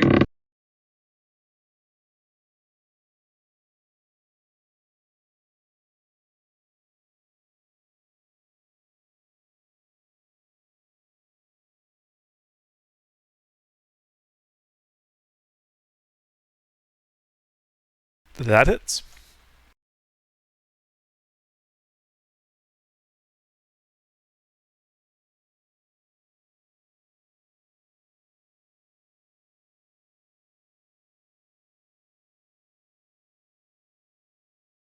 Alright, that guy looks to also be near death. Radiant damage. Indeed. As he runs up and inserts his blade twice into the back of Septimus.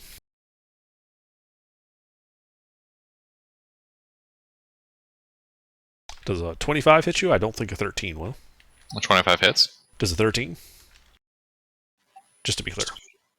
Did the girl make a constitution say when Septimus dropped her, Gulak dropped her on the ground? Doesn't require one. Yeah, it didn't actually deal any damage. Oh. Then in that case, 13 missed, right? Yes. Okay. 17 points of piercing and poison. Concentration save on slow.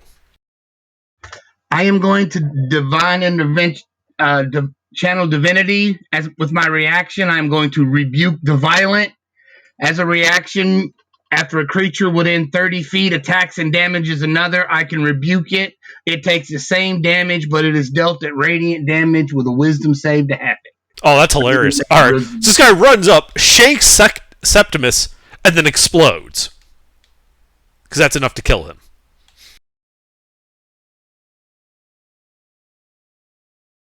And that last guy is still slow. Alright, and then we come to the woman. Let's see. She is prone. Well, she's going to reach out. And she's going to look at you, Goulash, and wink as she uses her item interaction to close the door, just swings it shut. Mm. And she's going to cast a spell. I had a feeling she might do that. And I need a charisma saving throw from you, Goulash. Oh, crap. I don't suppose I'm in the aura at this distance. Nope. No. You're like 90 feet away from him. It's not going to be good. Oh, I know what this is. Yeah, Feeble mind! No, he gets banished as Octavius reappears. Zoop. So she stands up and does some things, and you guys don't see it. Uriel, it is your turn. 30 feet away from you is that last slow guy. He looks to be near death. I'm going to walk over and end him.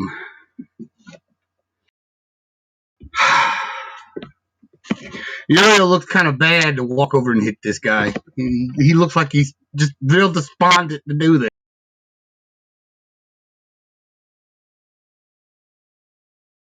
Should have dragged her back into the room when it was still my turn. I probably had enough movement to do it. Probably. That hits. Don't forget your bonus d6.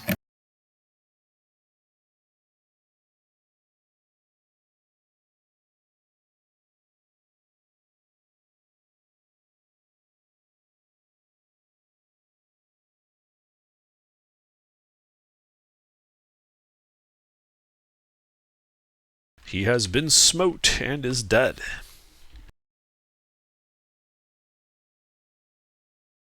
Whatever happened to diplomacy? We stopped playing it. Yeah. People got bored. People got butthurt. Yeah. Once you start losing at diplomacy, it's no fun. They're just not spiteful enough, that's the problem. Yeah, that is the problem, Spectre. They're not spiteful enough. Who's not spiteful enough? After Most I of the drop people this here. guy, Someone playing I'm sorry, Skyrim? where did that, yeah, you're playing Skyrim right now, mister? Alright, so, that's we are still in information. initiative. Uriel, do you do anything else? he's gonna glance up at the say something, wouldn't it? I'll have You broke up, say again.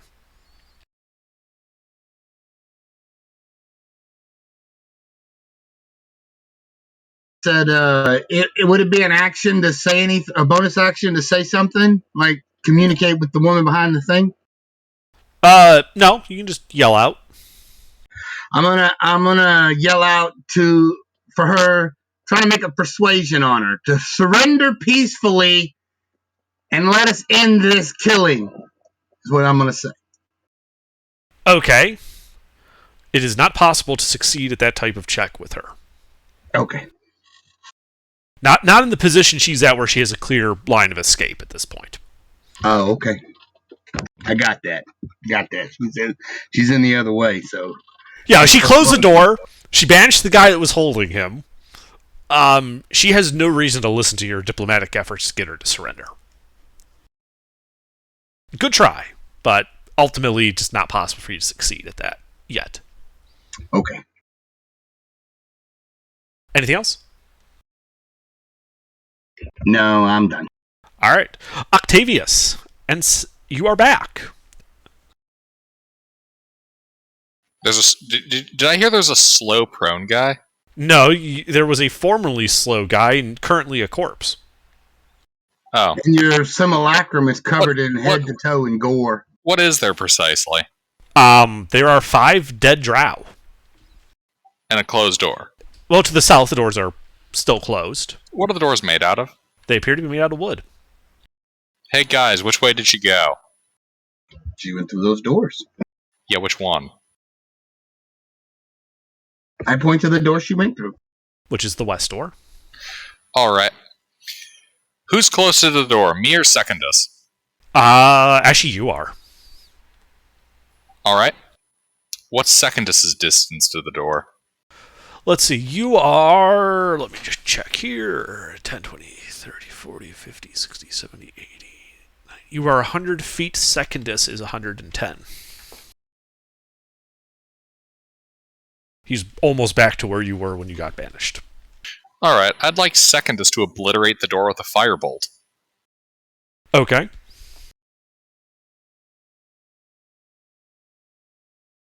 Roll to hit.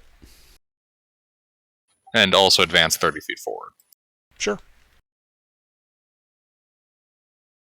It hits. Roll damage on the door.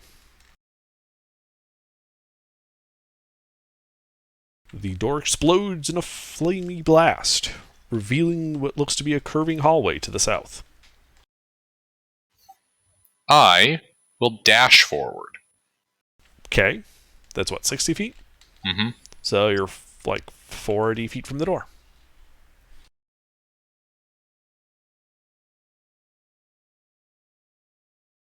Anything else? Yes. Misty Step.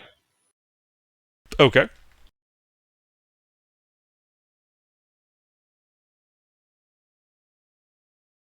That should be my turn.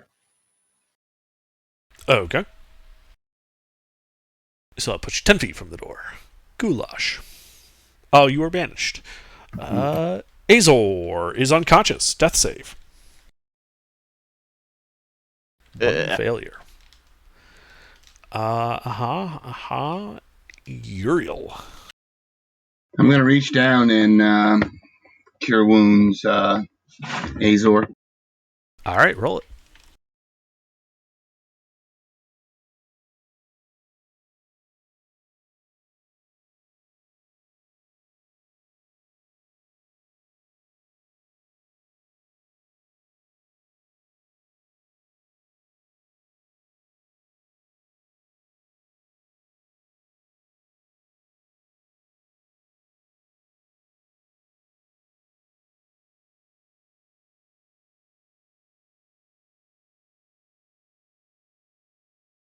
There you go. Uriel, you're back. Azor, you're back on your feet. Yep. You're 26 hit points and a level of exhaustion.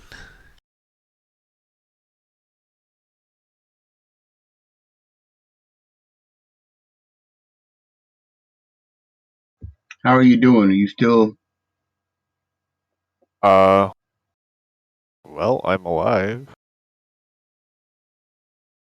Does that end my turn, or? That was Uriel's turn. Oh, never mind. So Uriel, is there anything else on your turn?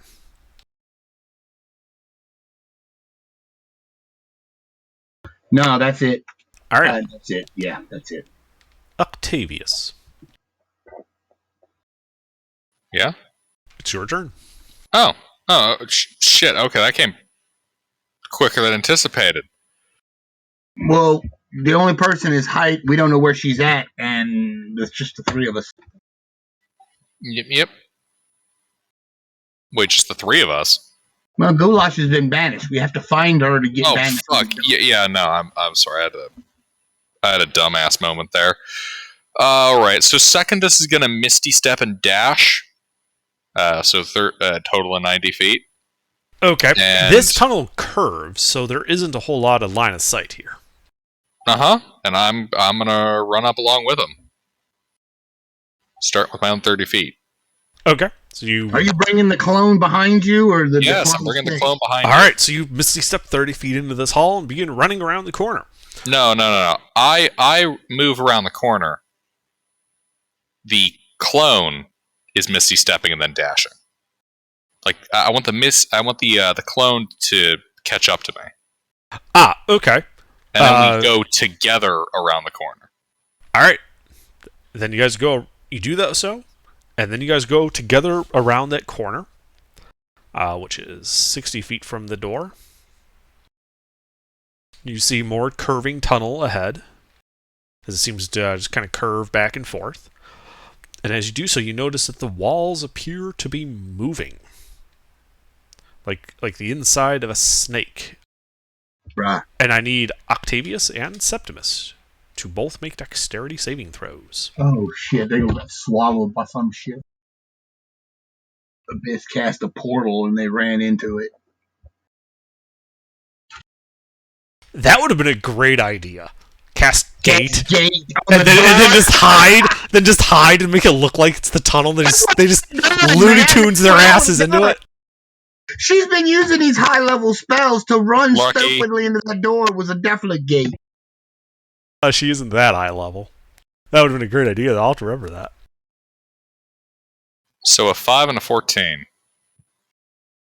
Okay. Let's see here. What is the DC on this? The DC was 15. So,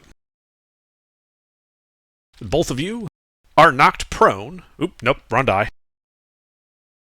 And take 8 bludgeoning damage as the walls kind of smack you around a bit. What are you doing? Anything else, Octavius? Yes, I'd like to Misty Step forward 30 feet and then stand up. Well, I'd like to Misty Step 30 feet standing up. Okay, you can do so. When in doubt, Hurry the fuck up! When in doubt, keep the idiotic snowball rolling rapidly downhill towards its inevitable demise. you play paladins and warriors the same way and wizards, all the same. They're just in your face. Hyper-aggressive melee wizard. Okay. I've got the hit points to back up my boldness. Alright, let's see. Goulash is banished. Azor, you are prone on the ground, having just been healed for 26 points of damage. I stand up and cast Cure Wounds on myself Okay. at 5th level. Alrighty.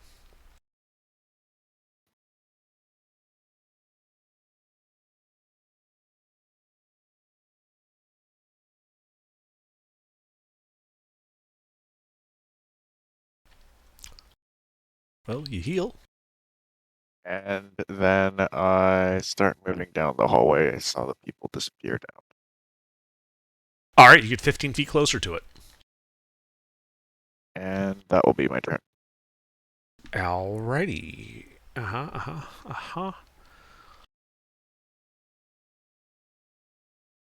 Okay. Octavius, at the very... You hear like a brief instant where you think you hear some footsteps ahead, but they fade rather quickly. Uriel. Well, I suppose if everybody's intent on going to the door chasing this bitch, I should go as well. Alright, so you charge towards the door? No, I'm gonna walk up to the door. I ain't charging shit. Okay. You gonna walk through the door and see what's what, who's who, and head on that way. Well, the door is 10, 20, 30, 40, 50 feet from you. Well, then I'm gonna dash to get to the door anyway. Yeah, you dash to the door. You can see the curving hallways. It curves to the east, to the south. Does everything look copacetic? Yeah, it looks like a stone hallway. You can't see Octavius or Secundus, though. They went around the corner.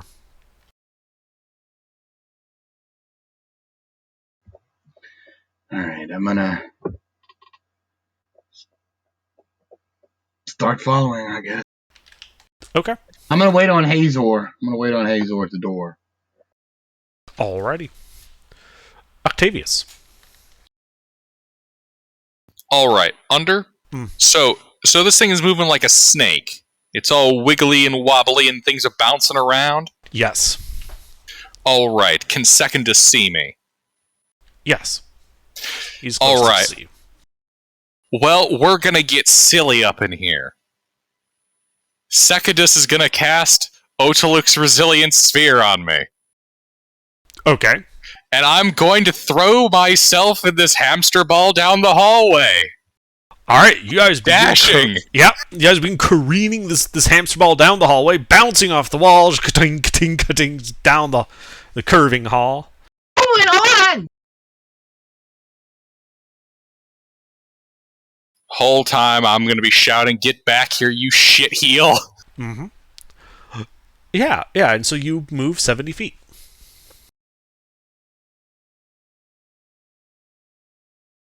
Anything else?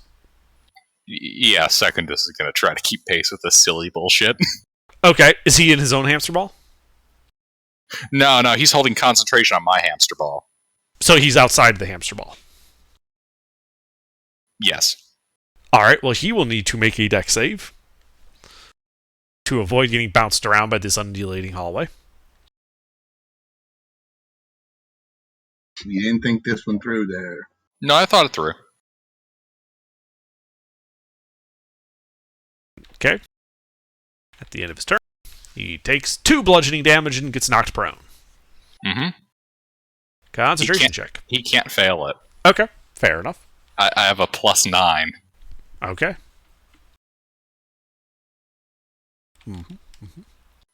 As you can see, I thought this through. So long as you were paying attention to what I said, I guess you'll be fine. Oh, what? Bouncing down the goopy hallway to my inevitable demise? Did you note the distance I told you? 70 feet? Yep. Yep. How far was Secondus able to make it? 60. I assume you have a normal 30-foot movement speed, right? Oh, yeah. Yeah, you notice that as you're going down this slight decline in the floor, you're picking up speed in your hamster ball.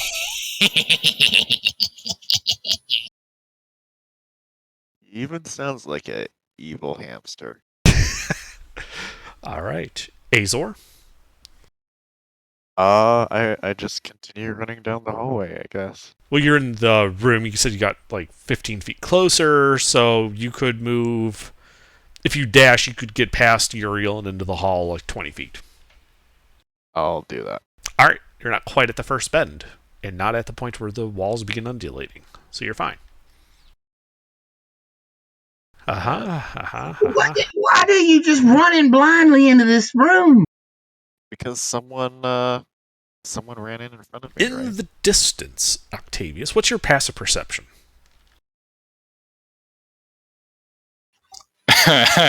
Not the amazing 20 that Arcturus had. I have a mere 11. 11 is good enough. You hear what sounds faintly like a door slamming. Man, that door is about to get fucked when I come out of this.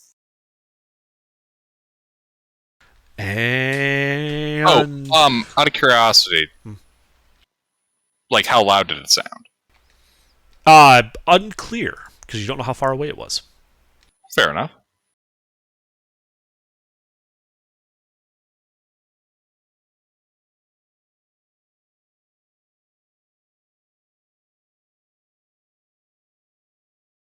And with that, it is Uriel's turn.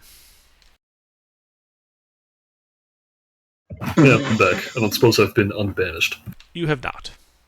Good. I didn't miss anything. I hope you've all been remembering to use your bonus D6. You haven't even gotten visual sight of her yet. Anything happened yet? The fucking... I don't understand what's going on yet, but I guess since it's my turn, I am going to... Since everybody else run that way, I'm gonna... I don't know, should I check the... Figure out why they ran and just disappeared like that? I guess I'm going to start into the room. I'm not dashing at all. I'm just going to walk into the room a little bit. Okay. Yeah, you walk 30 feet down, which is to the point where the hallway starts to curve to the east, and you can see kind of curves to the northeast before curving back to the south, Oh, and I it know what looks like I'm gonna cast light. okay, yeah. So you're standing there, and it looks like as you're like standing at this southernmost point, looking at this hallway, you can see that the walls and the floor are like moving like a snake slithering, and you realize it's gonna be difficult going ahead. But it's not yet. Like you're like right at the threshold where that starts. Okay. Why is it undulating like a snake? What the actual? Cause magic horse shit. That's why.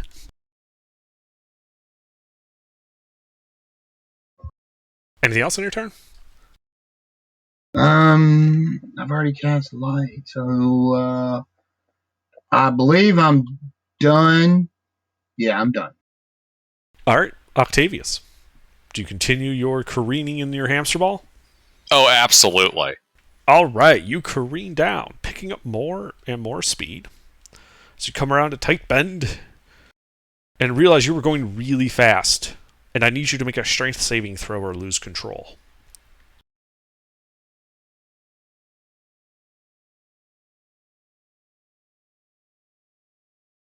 One second.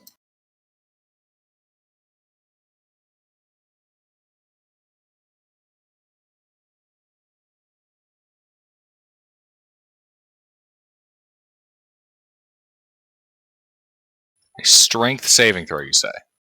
Yes, that is what I said.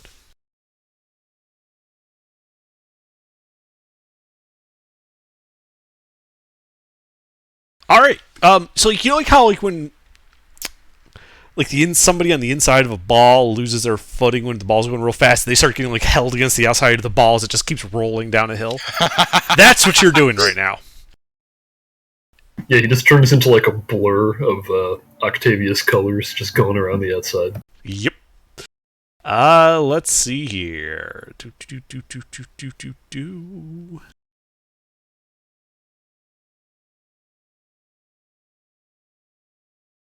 Yeah, his eyeballs are like being repeated on top of each other because he's rolling so fast.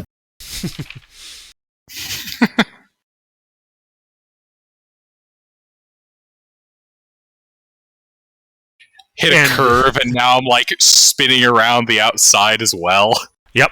As you come flying out of this undulating corridor and slam into a pillar glowing with multicolored light at the center of a octagonal room. 7 pairs of double doors spouting off at cardinal and I forget the term for the ones between cardinal directions. Ordinal. Ordinal, thank you. To the east, you can see another corridor curving down to the south. As Secondus, I assume, is trying to keep up with you. Yeah. All right. Is he doing the Misty Step thing?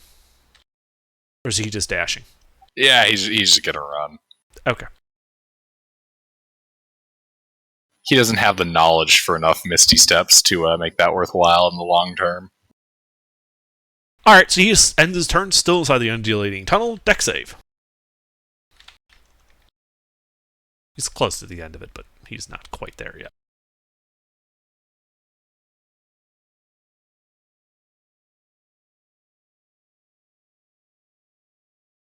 He takes 5 more bludgeoning damage and is knocked prone. All right. And at this point, I'm pretty sure you guys would be out of initiative, because she's pretty well gotten ahead of... She was pulling 90 feet around. Damn. Yeah. So I think... So I think we'll stay in initiative just so you guys can get through the undulating corridor. Actually, are you guys just trying to get through this undulating corridor as quickly as you can? I would be. All right. Then I need... What about Goulash? Goulash... I probably won't be able to do anything until you're out of initiative. Yeah, I mean... So don't worry about At the end of Banish, he would just appear there. Would you follow them, Goulash, south through that corridor? What I would... Goulash would probably assume that she ran down the hallway, and he will proceed that way... Until he gets to the party? Yeah. Alright. So, this hallway is going to... I'm just figuring out distances and times. So I'm going to need... Just we're going to bulk roll everything, just to save time. So Azor and Uriel, I need 4 deck saves from you. And Goulash, also 4 deck saves from you. All right. Basically, it takes you guys 4 rounds to get through this tunnel.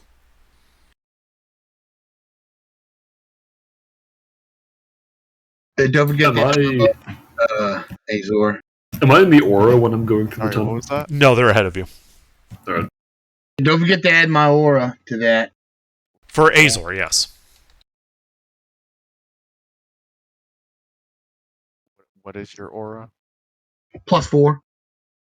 Not bad rolls. Okay, 17 and 18 are the lowest on one. Yep. So only out of these 12 rolls, there is a single failure, and it was Uriel's. Mm. So Uriel, you would end up taking an additional 7 bludgeoning damage. Ow. Okay. But then you guys arrive where Octavius smacked into this, glowing pillar with these different lights blinking all over it, and these 7 pairs of double doors. Well. I cast Locate Creature. I get out of the ball. Okay. You cast Locate Creature. Let me check something on that.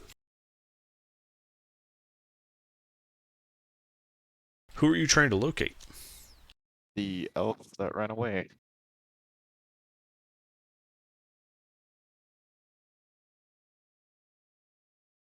Let's see. Describe or name a creature that's familiar to you. It returns that there is no such creature in range.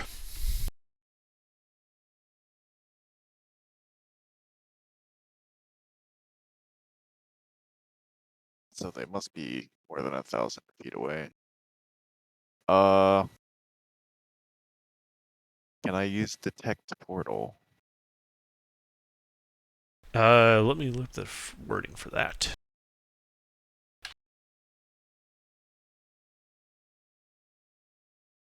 Let's see here. Load. Thirdly, we gain ability to sense presence of a planar portal. As an action, detect the distance and direction of the closest planar portal within 1 mile of you. Aha! Then, you know that there is a portal attached to the doorframe to the southwest in that room.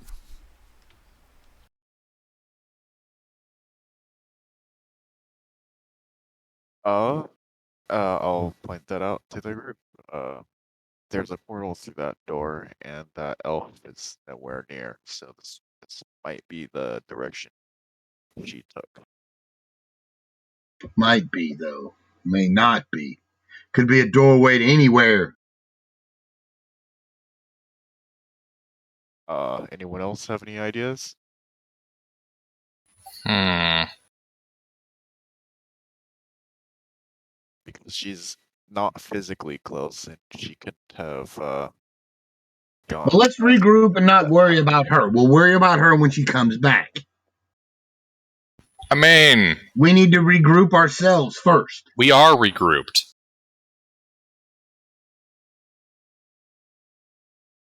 How's everyone on life, resources, that kind of thing? Bloodied.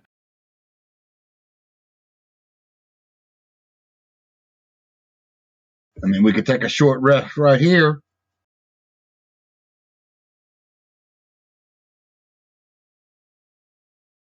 Or not. It's up to y'all. Honestly, I need to take a long rest in real life. All right, well, have a good night then, Tiro. Have a good Thanks night. for playing as long as you could.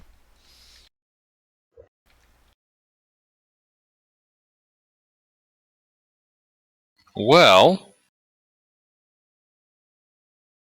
I mean, if we take a short rest, I can get some stuff going. That sounds like a plan.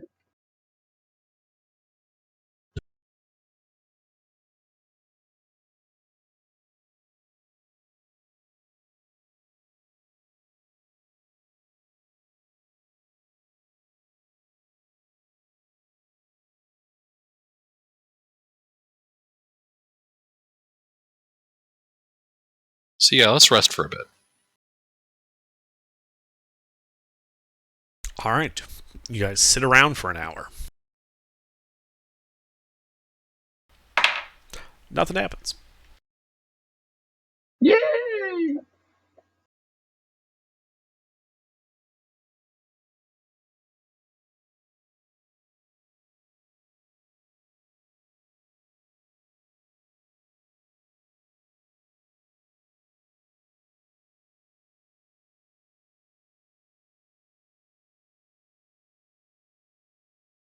All right, gentlemen, let's head through the southwest corridor.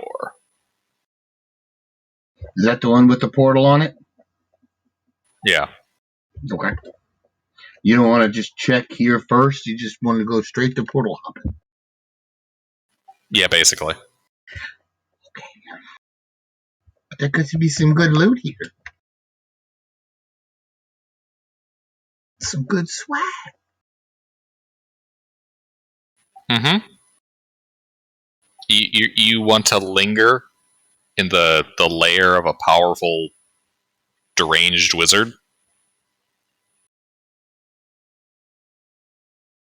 As opposed to not knowing whether I'm stepping into one of the circles of hell? I'm pretty sure I'm not stepping into a circle of hell, and I'm going to open up the door. All right. You open up the door, revealing a blank wall. As the light glows from the pillar, and beams of multicolored light flash out. I need deck saves from all three of you.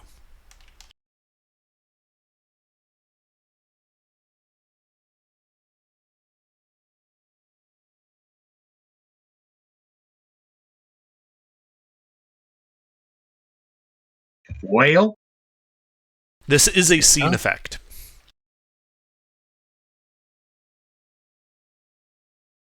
I forgot that as an abjuration wizard, I'm not just resistant to damage. I have advantage on spell saves.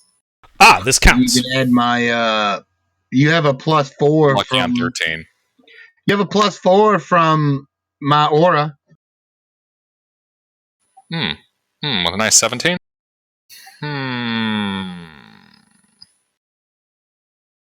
Yeah, I'm gonna lucky that too. That's why I hope you fail.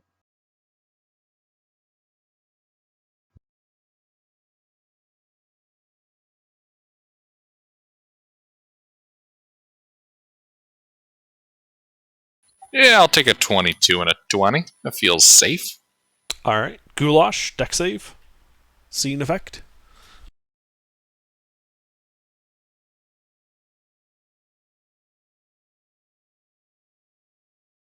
Pete, are you here?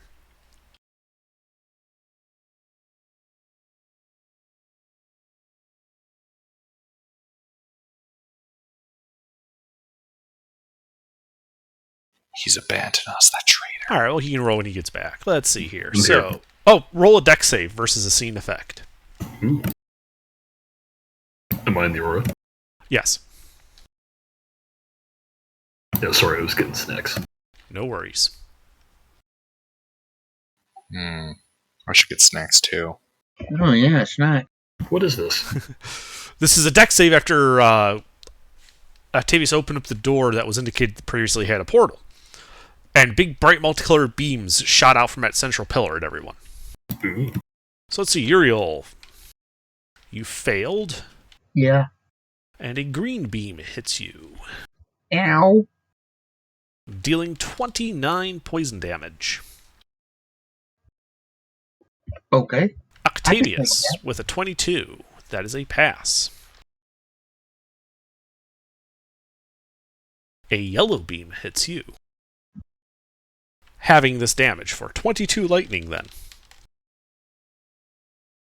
Octavius on a 20. Absorb elements. Okay. Octavius on a 20. Fails. No, Secundus.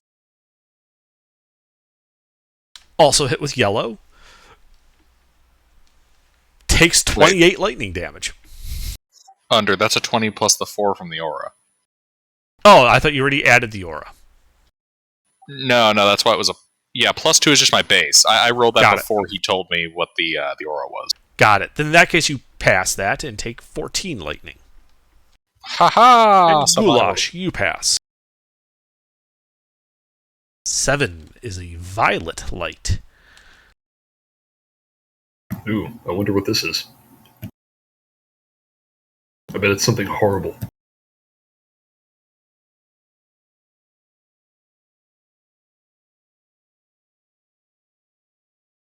Nothing happens to you. Interesting. You pass the save. 26. That passes. That was probably like the death beam or something. And, as the light fades, the doors wrench themselves out of your grasp, Octavius, and slam shut in front of you.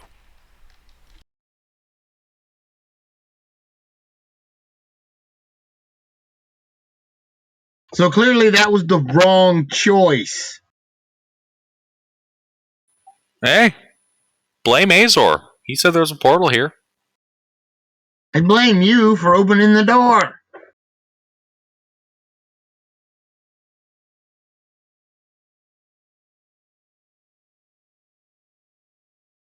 So let's slow down and think about this. There's 7 doors. Uh-huh.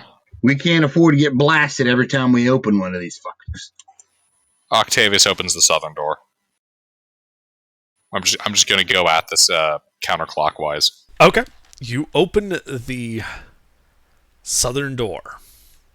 Bright lights shoot out at everybody! More deck saves.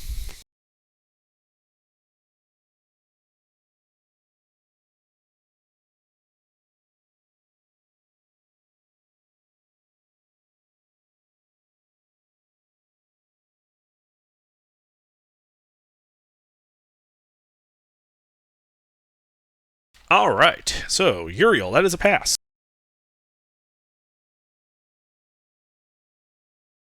What color hits you? A blue beam hits you. You pass for half. So you take 18 cold damage as a result. You have advantage on the skill checks for architectural drafting. I knew Under would get that.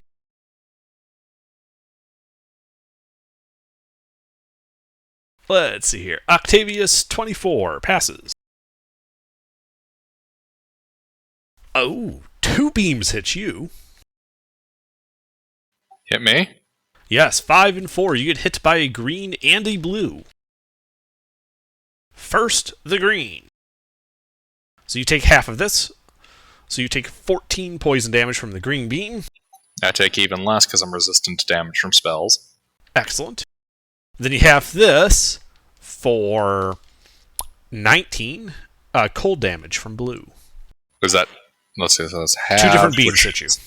Yep, and then half that again. Then... You done? Because I got your other one. Do.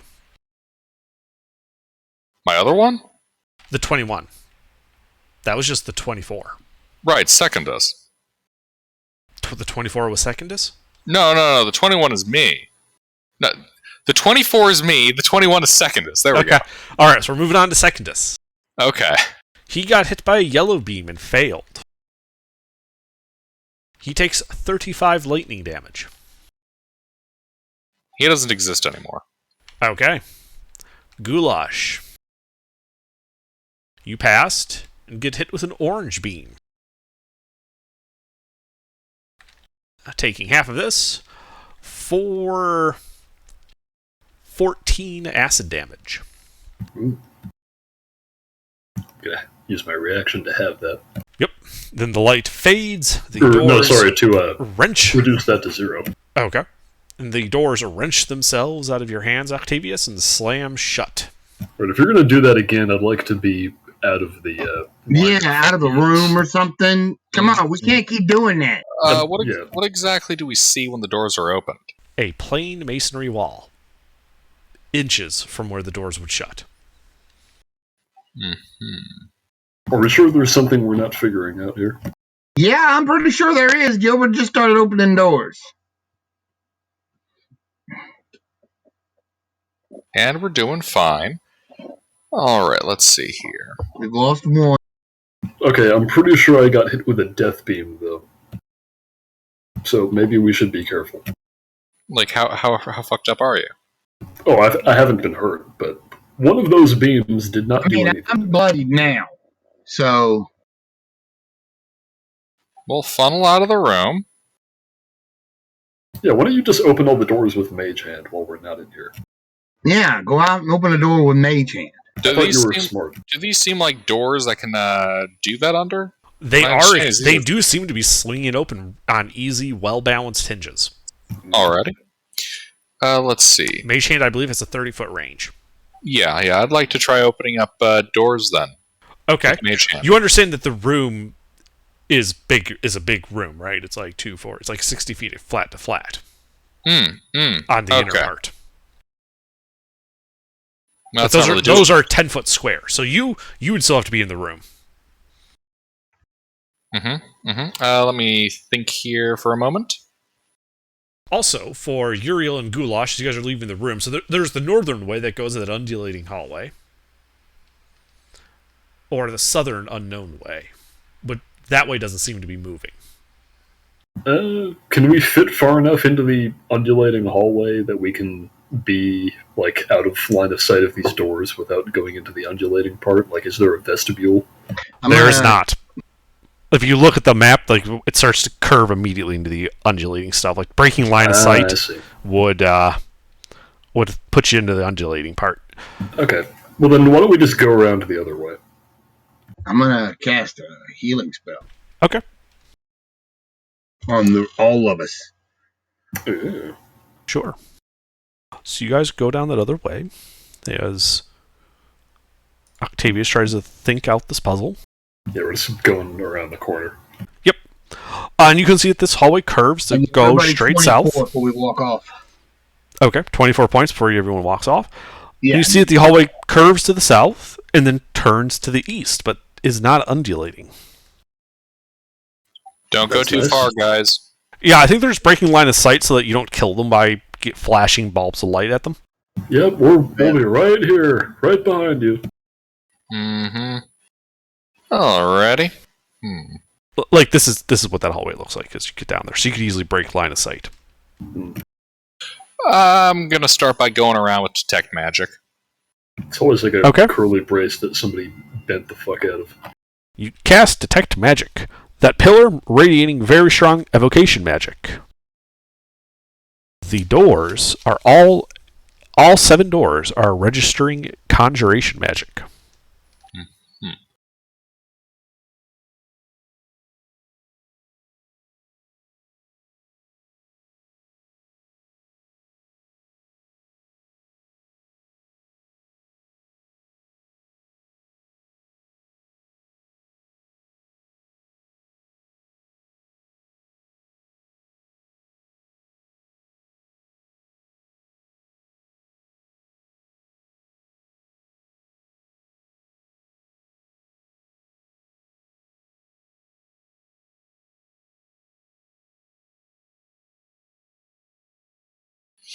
So they're all conjured.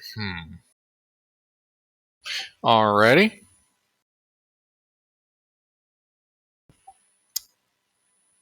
I'd like to investigate this room. Looking for any kind of trail, perhaps, from the stupid spellcaster dummy. Sure. Make an investigation check.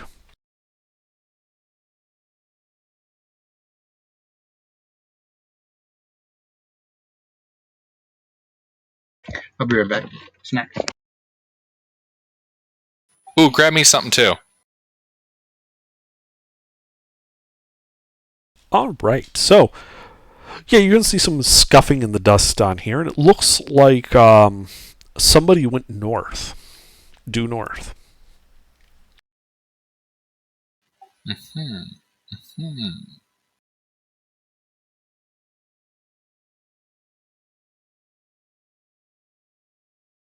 Other than that, there are no discernible traces. I open the northern door. Alright. And there is a flash of multicolored light, and I need a dex save from you as you stare at a blank wall.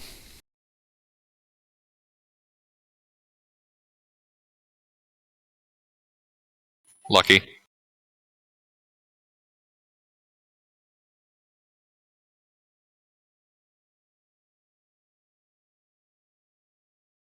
Let's see what colors hit you. 7. You are blinded. What color is Fuck! that? As the violet beam hits him, it's the last thing he sees. He goes blind. That's what that did. A color unlike any seen on her. Mhm. Mm-hmm.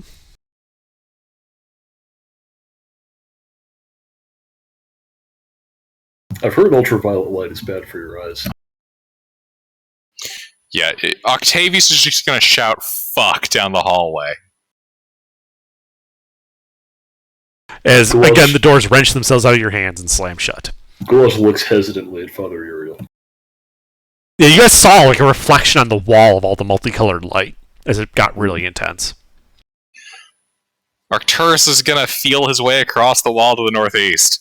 Okay. Then I need another wisdom save from you. This is a 2-stage effect. Ooh. A wisdom save? Yes. Already? And this is a... God fucking damn, I need to remember that I roll this shit at advantage. 1 second. Yes, you should have remembered that. Well, you get this one at advantage at least.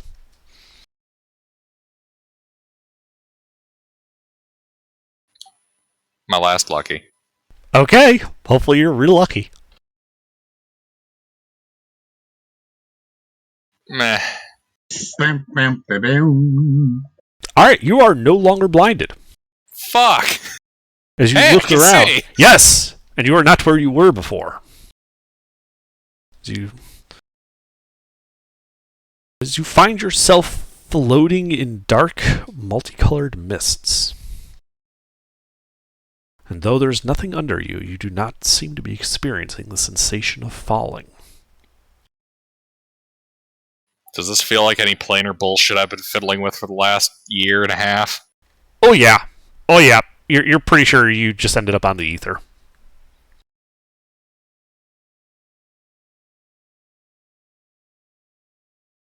Arcturus is gonna let out a sigh.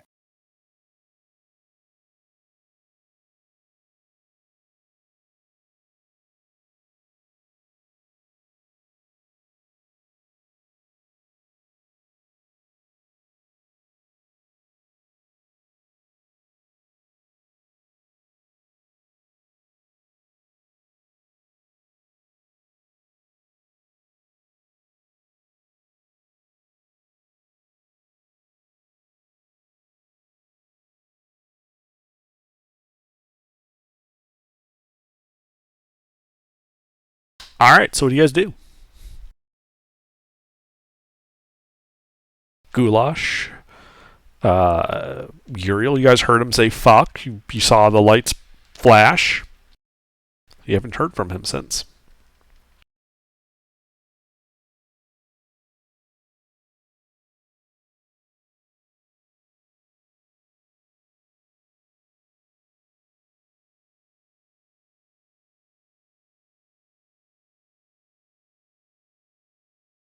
Mic check. Alright, well, I guess we'll continue on with Octavius then. Octavius, you're floating in the ether. Do what now? Well, Well, Uriel, you don't hear anything. Sorry, he apparently is here. Uriel, you heard Octavius say fuck. You saw the flash multicolored light. You have not heard anything from him since. Peek around the corner. You see the empty room. And look back at the party. Well, he's done something to himself. I don't know what he's done. But let's just wait and see what happens. And I'm done. Alright. Then if you guys are just waiting, Octavius, what do you do? is there anything horrible that exists out here in the ether? Yes. Lots of things. A lot of things. Mm-hmm. Really horribly terrifying things. You shouldn't stay there long. Well then. But there's a particular image that comes to your mind as you think of all the horrible things that can exist in the ether.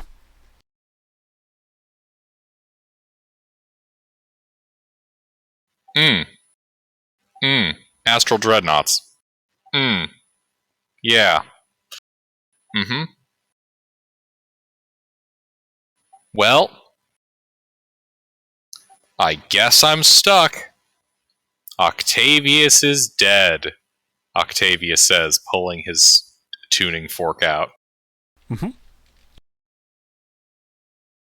Very specifically the one set for the prime material plane. Indeed. Indeed. Dead. Dead that I am. As he casts plane shift. Okay, and where are you targeting? Yeah, that's a good question. One moment.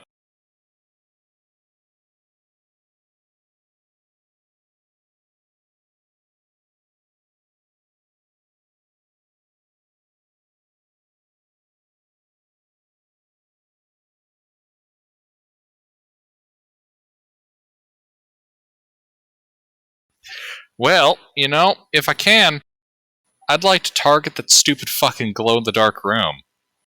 The one with, you know, the Technicolor light room I just let... Actually, you know, hold on a second. Hold on 1 second. Okay.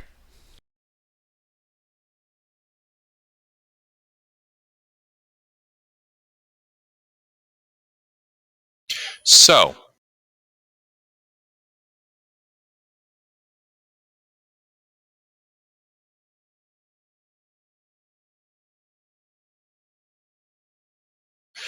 I would like to target that that set of pillars.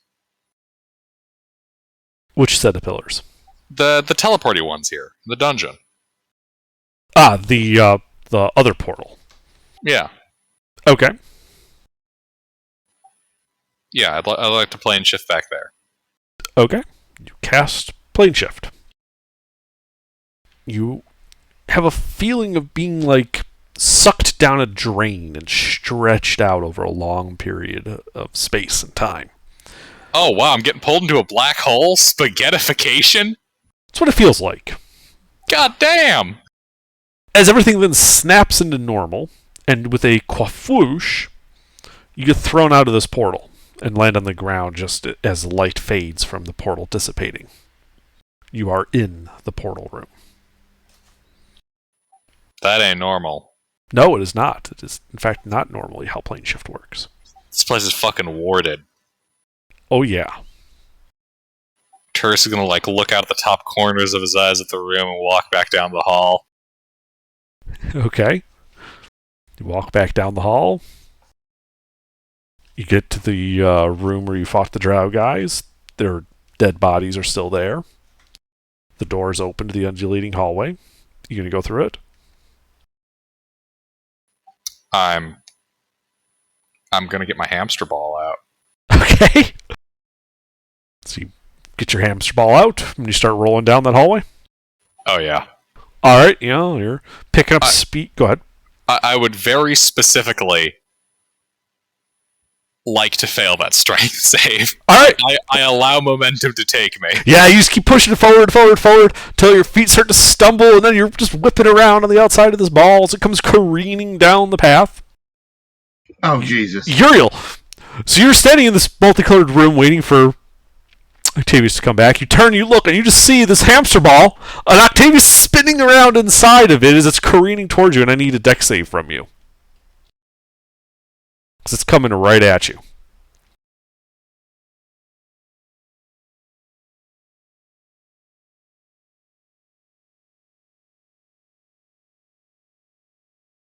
Alright, you quickly step to the side as the hamster ball slams into this multicolored pillar and comes to a dead stop. Octavius visible inside. Shaken, but not stirred. Underdark? Yeah. I have a question. Uh-huh. Can I have used this rapid movement and all the blood rushing to my head to ruminate upon the nature of this room?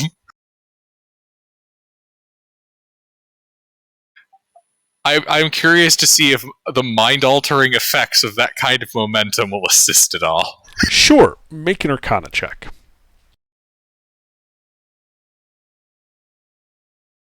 Oh, holy shit, apparently they did. Okay.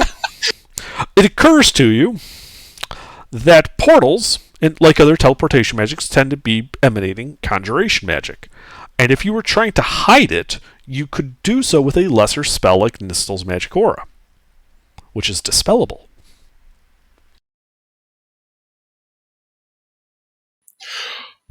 Octavius will hop up inside of his hamster ball. Eureka! I think I figured it out. All right. What is it? I'm going to end concentration on this. Okay.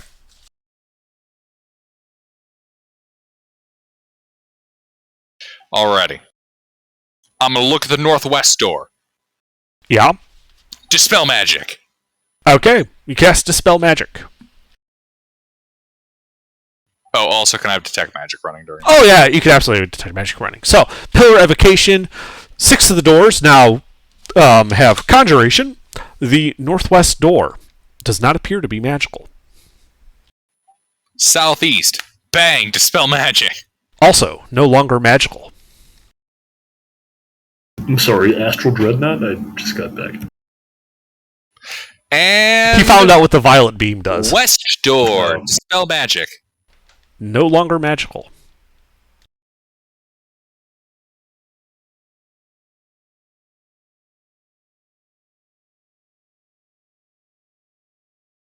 Northeast door. No longer magical. North door. How many Dispel Magic? Okay. No longer magical. That I am literally just burning through spell slots because I have a shitload of those right now. Okay. That's good. Yeah, Secondus is the one that did most of the heavy spell lifting last time. Alright, yep. There are still 2 doors that have Conjuration Magic, south and southwest. Fuck those doors. Okay, which one first? South. No longer magical. Southwest. Your spell fails. It remains emanating Conjuration Magic. Octavius is going to shout down the room. Ha! Told you, Uriel! I knew it was the Southwest!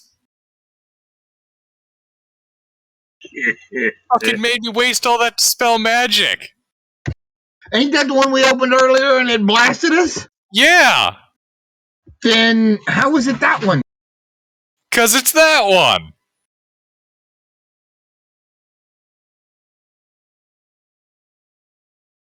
After you, then. So to be clear, you all come I into gotta this go room? get snacks, use the restroom. I'll be back. See you guys in a couple minutes.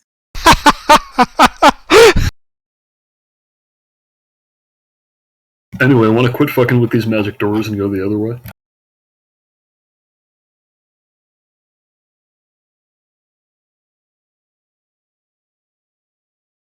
I mean, you remember what we did the last time we encountered a room full of deadly beams that kill people?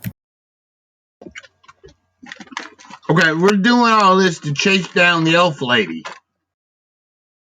How do you know she went this way? Well, because our road ranger tracked her within a mile, and she wasn't within a mile. And then he found out that there's a portal in this room. So she said that she teleported through the portal, so Gilbert's been trying to find the fucking portal. Do we know what that pair of doors at the end does? Or is it just another pair of doors? But we don't know. We ain't tried none doors but the ones in this room.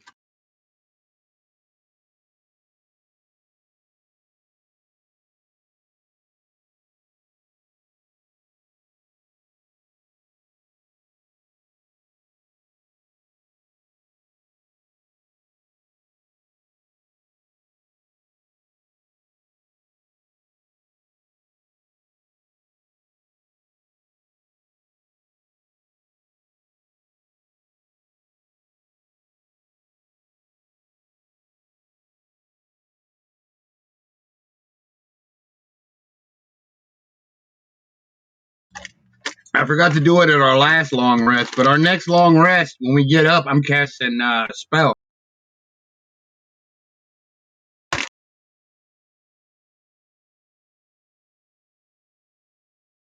Heroes Feast. Oh, nice. Ooh. Yeah, that's a good spell. I didn't realize how good it was, but yeah. Yeah, it's pretty good.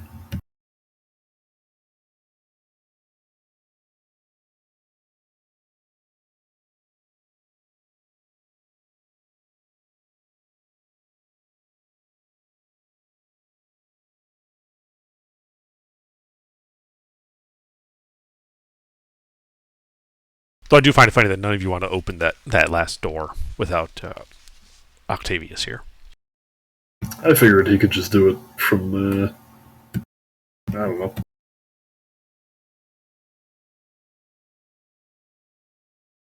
I mean, if he's just opening the doors, maybe it'd be safer if I do it.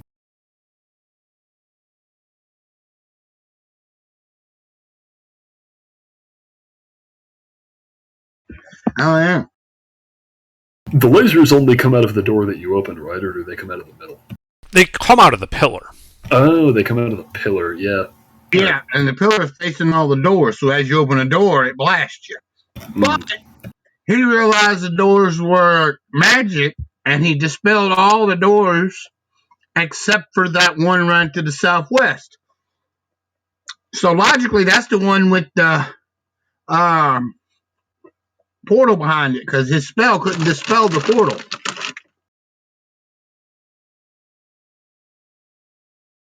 That could only dispel the trap that was on it.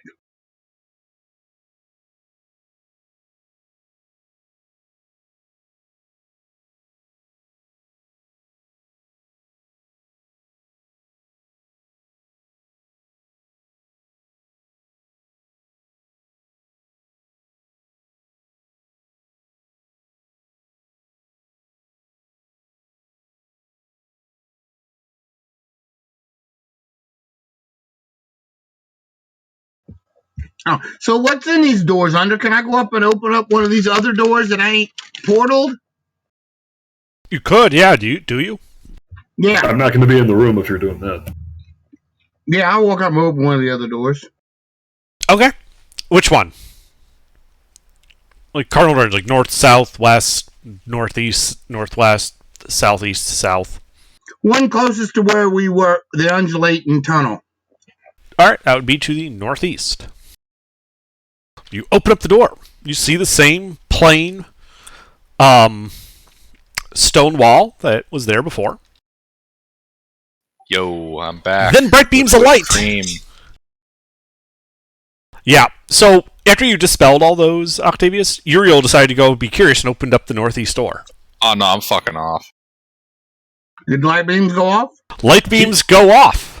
Uriel, apparently you're the only one in there. Everyone else ran away when you said you were going to do that. I need a deck save from you. I thought he dispelled it. He did dispel the conjuration magic on the door. Ah, the magic must be on the pillar. Haha.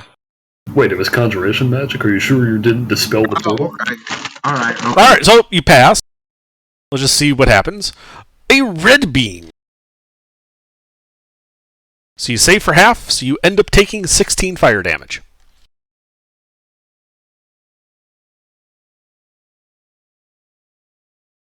As the doors wrench themselves out of your grasp and slam shut. Yeah. I'm gonna Yep. go with everybody else. I thought, yeah. Okay. So yeah, you guys see the beams flash. You probably hear Uriel, grumbling about getting burned. The lights quiet down.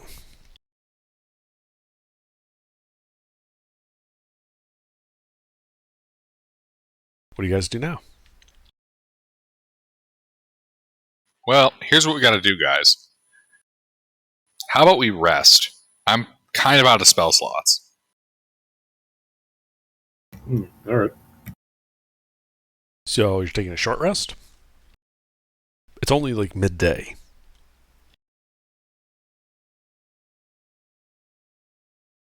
Well, we could explore down the other way.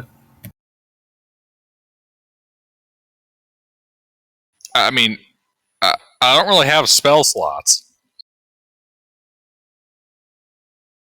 How is that different? You're useless then, too? How are you, Uriel? I mean, I still have spell slots, so I basically didn't spend any resources during that fight. I'm still endlessly amused by this Gilbert's wizards are useless bullshit. In fact, thanks to Father Uriel's healing, I actually have more HP than I started that fight with.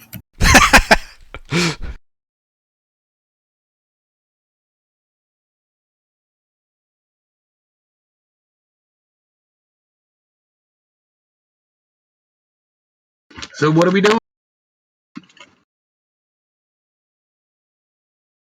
Well, it seems it's a little early to do a long rest. Yeah. So, if we're out of magic, then I don't think we can figure out whatever this portal thing is. Can we knock the pole over? I don't think that's going to end well. Oh, okay.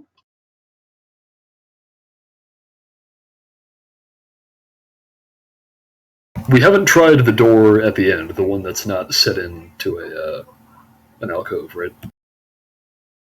You never opened that door, correct? Alright, let's go then. We'll try. All right. I mean, if you two want to get out of the room, I'll give it the old college try and make sure it's not that door either. I don't know what'll happen, but Mm-hmm. if you hear me screaming horribly in pain, then maybe come in and do something about it. Mm-hmm. Yeah, so you Goulash. So, Beta's already kind of dead. I'd prefer you also not getting stuck on the astral sea and dying. okay? So I'm gonna need a flesh sample from you. Oh well, if getting stuck on the astral sea and dying is a possibility, maybe you should do it. Yeah. All right. That was go my on thing. then. Open that door at the end. Like the obvious one. Well, see, that's the thing. If I get stuck there, I can't get out. Oh, I've you can't get out expended either. those- No, I mean I've expended those spell slots. What about Uriel? Yuri don't know how to get out. I'm a healer, bruh. You have one party member with plane shift. I am literally your ticket from Planar Oblivion. All right. Well, that's unfortunate. Maybe we should just go down the hallway and forget about this room. I mean, Well- we don't need to find her anyway. We need to find what's his face. Yeah, but regardless of that, I have no spells to work with. That's okay. We'll take it slow. No, you misunderstand. I have literally no ability to be helpful. You don't have any cantrips. Oh, I have cantrips. Okay. I haven't lived this long, though, by being incautious, though. All right. Well, then why don't we go down the other hallway and go slowly. See what's there. Alrighty. You're Alright, taking point, though. Yep. I go down the south end of the fucked up curly brace. All right, you go down. Turns to the east, goes 10 feet, and ends in a closed iron door. Alright. I open it. Okay. You open it, revealing an angular room with bright crystalline growths seeming to emanate from the walls. You see several creatures and spiky males seemingly tending to these crystal growths. And from where you stand, they look to have various types of gems there. Like different Creatures? colors. Yes. What sort of creatures? Or is an image forthcoming? An image is forthcoming. Give me a sec. So you see 4 of these guys tending to various crystal growths around this spiky alcoved room. Hey, Under. Mm-hmm. My planar experiences, what do they tell me? Nothing. You can also tell that the floor is made of some translucent material. And That looks like a Final Fantasy ball. beneath it, you can see that it looks like there is a pit of bright green liquid down there that it seems to be frothing as like the sea with waves. So, room full of crystals and deviant art knights tending to the crystals. Yep.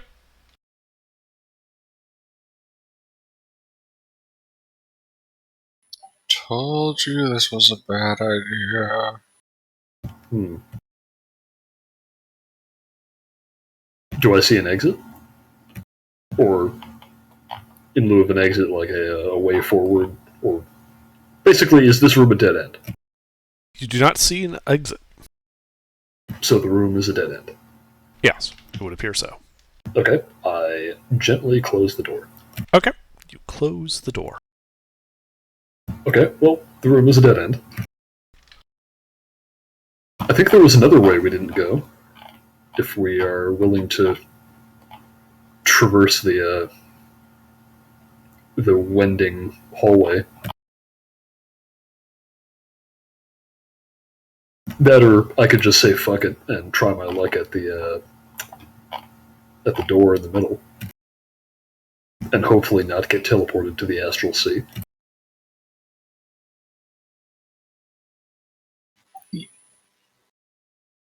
Yeah, like I'm saying, resting I need.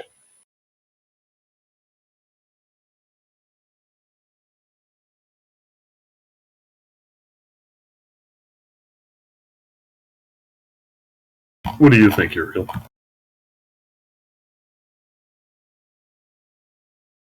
I mean, if you get teleported away, that's going to be bad.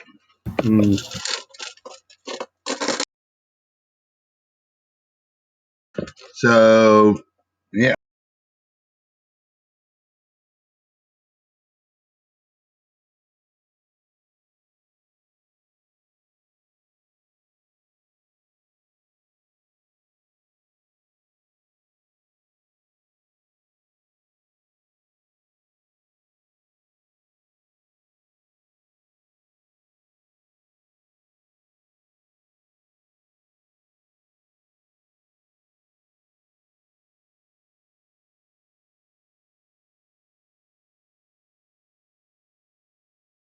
When you dispelled the doors, did that do anything?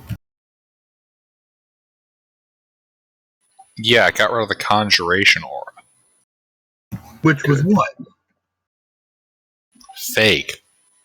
The southwest door has a real portal. Well, then how do we Real way figure out how forward. to open it?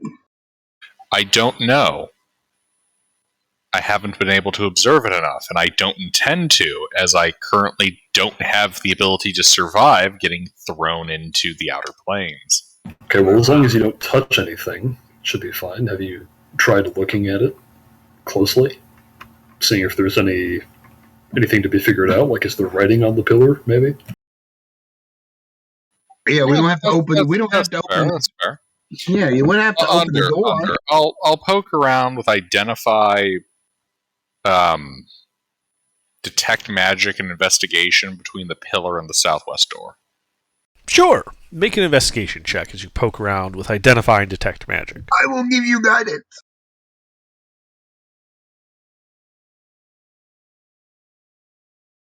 Alright, so there is no writing visible.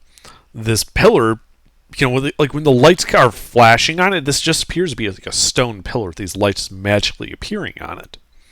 And you can tell that this pillar, from identify, is definitely emanating some form of, like, siege version of prismatic spray.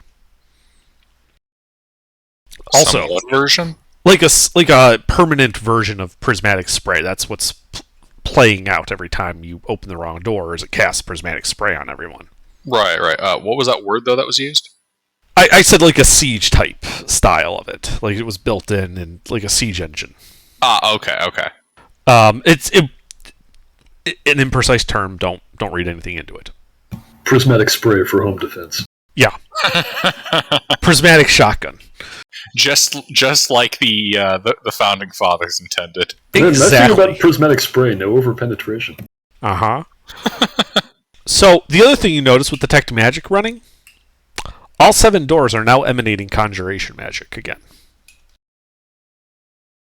All right, we know it's the southwest though. Do we? I'd like to poke around that door then. Which one? Investigating it. Southwest? All right. Yeah, you know, using your investigation, you not on Mercy's in the 18,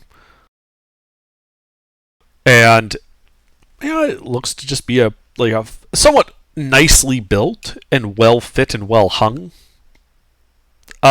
wooden door, though it is somewhat large, like you would find at the entrance to like a grand palace or something. What kind of lewd door is this? What do you mean? It's got a good set of knockers on it, too. Exactly. You said the door was well hung. Yeah, my brain went there as well. God damn it. I walked right into that. You really did. Well done. Don't let those types of things go. Never. But yeah, otherwise it just appears to be a plain wooden door. Like there's no writing on it or the pillar. Is it different? The from 7 other doors do appear to be identical. Oh.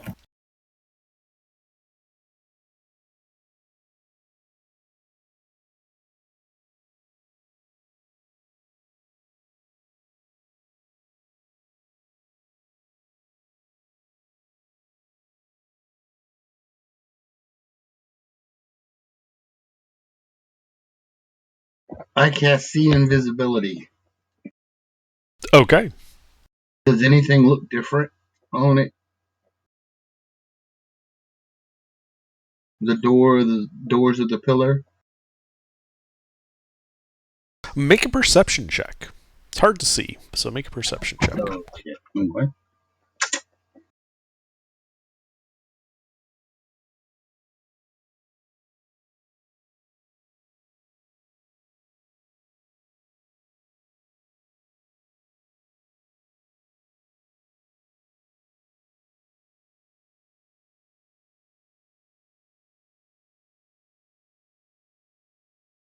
So yeah, you turn on see invisibility and start looking around. The doors seem the same, but you notice at the base of the pillar there are some small numbers glittering as if written with invisible magic energy.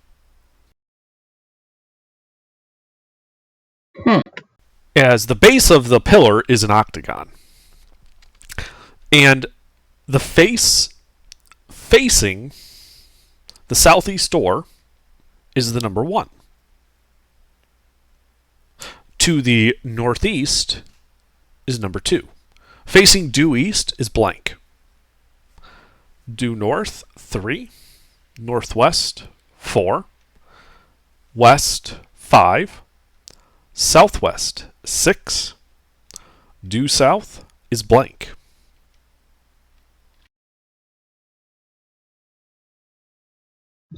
Can the pillar turn? You have not seen it move. Nor have you heard it move, nor is there any scratches on the floor that would indicate that this thing spins around. Okay.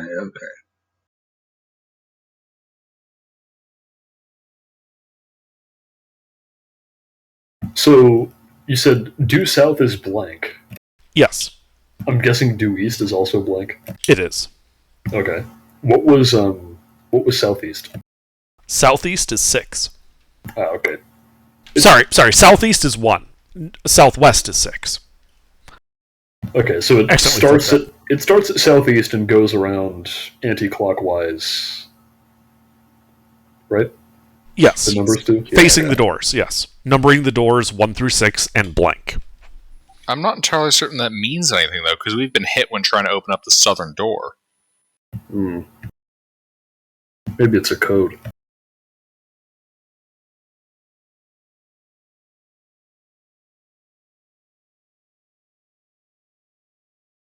Which one was the northeast? Northeast Should be 2. is 2.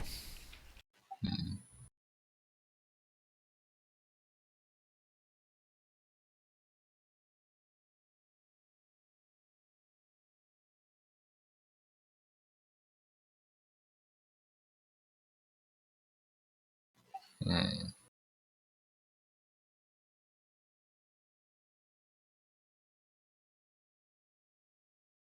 Well, you're the smart one, Octavius. Even without your magic, maybe you can solve the riddle of this room.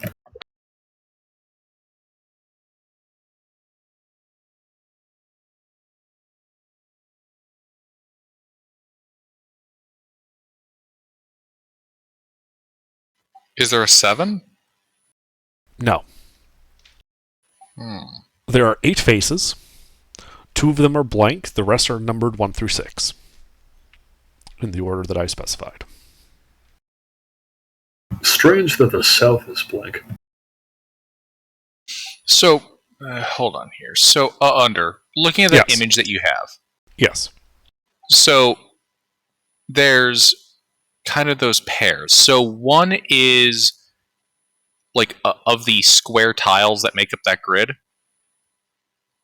6 is on what The southwest bottom door. Yeah, one is on the okay. So one is on the bottom Southeast. Yes, left bottom square. Bottom right. Sorry. The bottom right square on which one of those 2 pillars? The bottom of the pillar is like a plinth that it's sitting on. It's solid. Ah, okay. Be right back.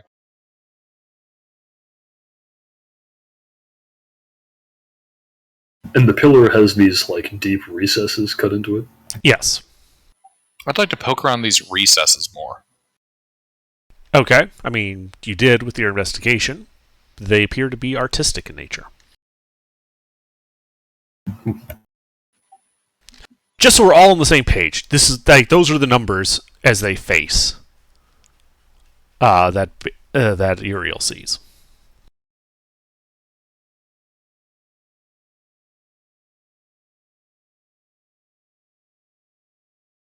Well, we still haven't gone through door number 5.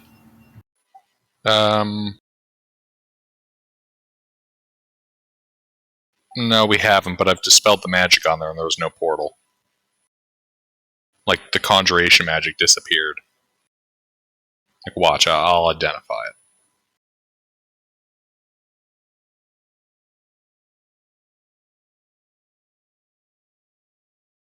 What exactly are you dispelling when you dispel the conjuration magic?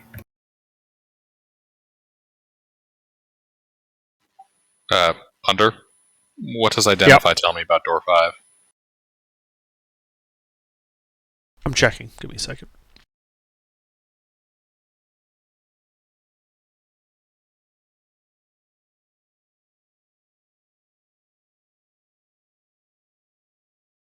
Tells you nothing. You get no answer from identify. Is that different from the other doors? What does it say about door number 4? I'll identify that one. Also nothing. I'll identify the southwest one. Nothing. But these are all registering with detect magic as conjuration. Yes. Okay, I just go around and identify everything. All 7 doors respond with nothing to identify. What about the pillar? What about the pillar? You did the pillar. That's how you know it's prismatic spray. Right. Yep, still prismatic spray. Look, when So did you- Azor detected a portal, said it was southwest. I dispelled magic on every single door. The only one I couldn't dispel was the one in the southwest. Oh, okay. The southwest is the answer. But when we try to go through the southwest, we've tried to go through door number 6, right? That was Yes. the first door you tried. Yeah, and when we opened it, there was just a blank wall behind it, right? And then you all got zapped. Yeah. So And I tried number 1 and got zapped. 2. Did we try actually going through the area behind the door after we get zapped? Well, they snatched the door out of our hands. No, as soon as you guys get zapped, the doors forcibly close themselves. Even if you pass. Even if you pass, yes. Interesting. He said the portal was to the southwest. That doesn't mean the portal is the southwest door. It Maybe does. the whole- That's what I was. Oh, it does? Yes, Oh, okay. it told them exactly where distance and direction to that portal. Oh, the He portal knew is exactly in the what door. location. Yes, like he knew that portal was like the door 6. Okay, well, then we're just not activating it correctly.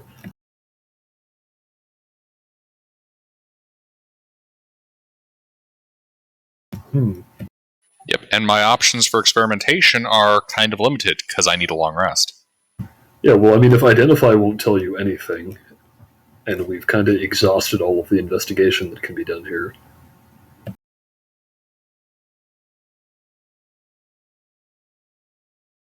Without opening the 5th door. Alright. I mean, do you want to do the long rest here? Certainly don't want to head up the hallway. It's bouncy. It is bouncy. I mean, maybe Let's I could just do it at carry the end you. of it. Yeah, let's just do it at the end of it. Okay. Wait, why at the end? That way we're far out of the room, have a wall between us and the southern corridor, and have the bouncy corridor at our back. Oh, okay. Yeah, actually, that's not a bad idea. We can just sleep in the hallway.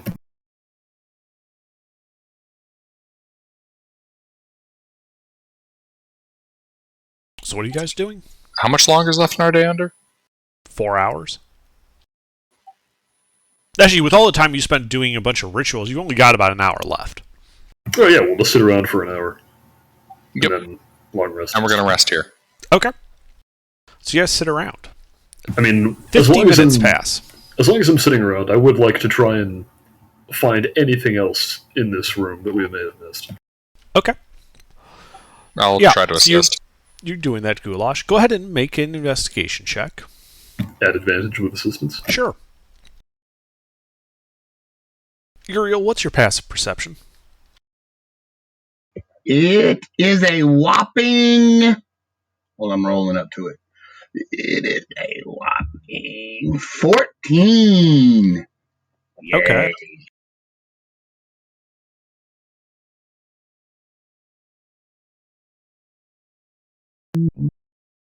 Stand by. Okay. So 50 minutes pass. Goulash, you're looking around. The room doesn't really seem to be changing all that much, just flashing lights. But after 50 minutes, Uriel, you notice something. Those numbers on the base of the pillar change. This is the new layout.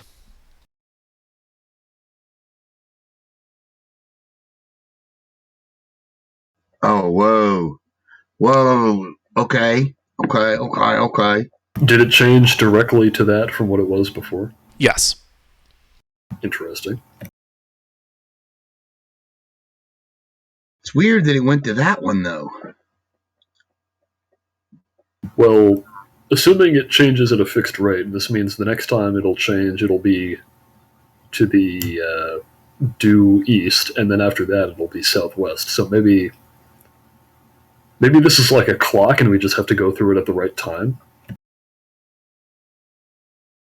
Time locked portal? Wow. Maybe. I hope that doesn't happen during our rest. That would suck. Or perhaps it's changing. Like, which one is the portal? Oh, maybe that. Well, the portal was 6 last time, so that means the portal would be to the north now. Unfortunately, we have no way to verify that. You could open the door. No, we don't have to do that. Aside from that. Well, no, that wouldn't even tell us anything anyway, because the portal was the southwest, and when we opened that, nothing happened. Aside from the lasers.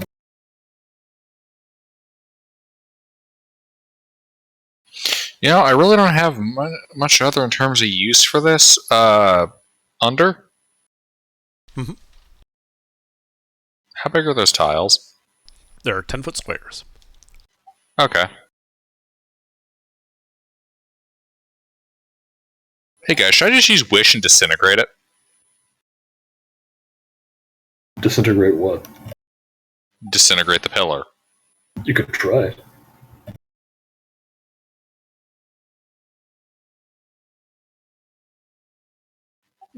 Keep it in my back pocket. I mean, if you're gonna do it, you should do it before your rest. Keep it in my back pocket. That's true. You should do it before you rest. Because I have the spells to bring you back to life, and then I'll keep it in my back pocket. I'll go wait in the other room and you can try it. Let's rest. Okay. Okay. 10 minutes pass. Scene visibility ends. You no longer can read the numbers. I'll cast it again. All right. Before you start your rest, you cast it again. You should keep an eye on those numbers, see if they change anymore. Yeah, okay. All right. So you guys are going to sleep. You setting a watch? I will be on watch. I guess I'll go after that. Okay, we can just use the same pattern as the last watch. Would you mind putting it in chat again for me? So I don't Yeah, scroll. it's pretty far up. Okie dokie. Yeah, let's see, where's that?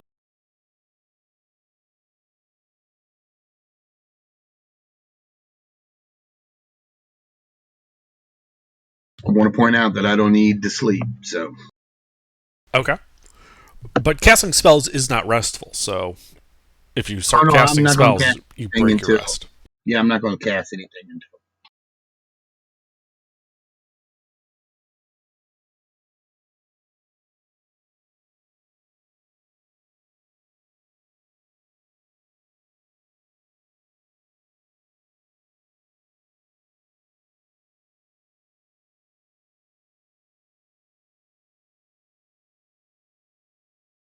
Just waiting on that watch order. Yeah, it is really far up. Let's see. I'm on all watches. I'll probably have Goulash join me and then Octavius at the end. If that's how you guys want There to we do go. it. Okay. Secondus does not exist. Yep, no secondus, All so Octavius will go last. And Beta's on all rests. Beta is on no rests. Beta has Yeah, well- Beta has the ultimate rest. Yeah, Beta. Oh, Uriel's Beta on. is on eternal rest. Indeed. All right. Yeah, I got what you mean, though. All right. So, yeah, you guys start sleeping. And on your first watch there, Uriel, you're watching. About 50 minutes into that hour, the numbers change again. This time, blank is to the due west, 1 is to the southwest, and so forth around. So 6 ends up in the northwest. But they all rotate 1 notch. Skipping due east. Now that he's seen it change multiple times, about how long in between has it been? It seems like it changes every hour. Ah. See, I told you, it's like a clock. Yes, and now you would probably also remember that you had Azor detect portals, and then you guys took a short rest. So the portal probably moved on us. And then he didn't, redo it because he wasn't Right. here. Right. So the portal is probably moving. So based on that time frame of when he asked us to do, and now, can I calculate about where the portal is? Which door, roughly?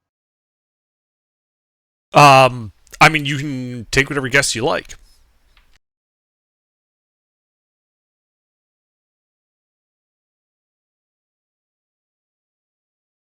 I'm asking you based on, okay, this is a mathematical formula. Based on where I knew the door was and the intervals of how often it changed, can I possibly predict in how much time it's been where the door is now? Yeah, it's possible. What do I need to roll to do that? Nothing. It's simple mathematics. Your character, if it has an int of 10 or above, can just do so. Ooh, I have a 10. So, yeah. Okay, good. But I'm going to let the wizard handle it when he wakes up. Okay. But your 8-hour rest passes without incident. Right before the rest is over and the 8 hours is over, because I only need 4, I'm going to start casting a ritual. 10 minutes. Okay, sure. You guys get your successful long rest. Your ritual goes off. What are you doing? I am casting Hero's Feast for the 3 of us. Okay. Now we have to sit here for an hour to consume it, but for 24 hours we're immune to disease and poison. And let me see what here it is. Again, I don't mind adding the creature is cured of all diseases and poisons, becomes immune to disease and being frightened, and makes all wisdom saving throws with advantage. Its hit point maximum is also increased by 2d4, and it gains the same number of hit points. These benefits last for 24 hours. Mm-hmm. It's real good. I do not mind sitting around for an hour to do that. Okay.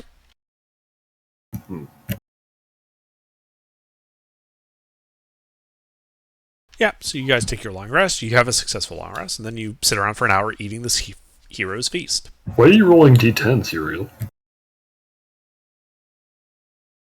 Because your maximum hit points are increased by 2d10. Oh, I think you said d4. Oh, no, it's d10. Ah, that's better. The benefits last for 24 hours. Yeah. Very nice.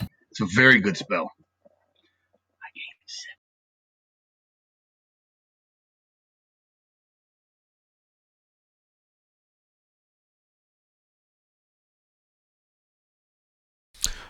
Just to be clear, mister, you did have a gem-encrusted bowl worth 1,000 gold pieces which gets consumed by the spell? Yes. Okay. I have enough to cast it one time. Okay. I only had one. Just making sure. I only had one. Alrighty. You cast it. It goes off. Everyone eats. You gain the benefits. Alright. Well, you want to fire up your Invisovision and try to figure out where the portal is? Okay, I cast See Invisibility. Okay. And look at the portal. Yep, these are the number layouts. That's where we went to sleep. That is the layout you went to sleep with, yes. But you also saw it change like that first 50 minutes. Right. So, you know it has been changing. Just apparently the current configuration is the same.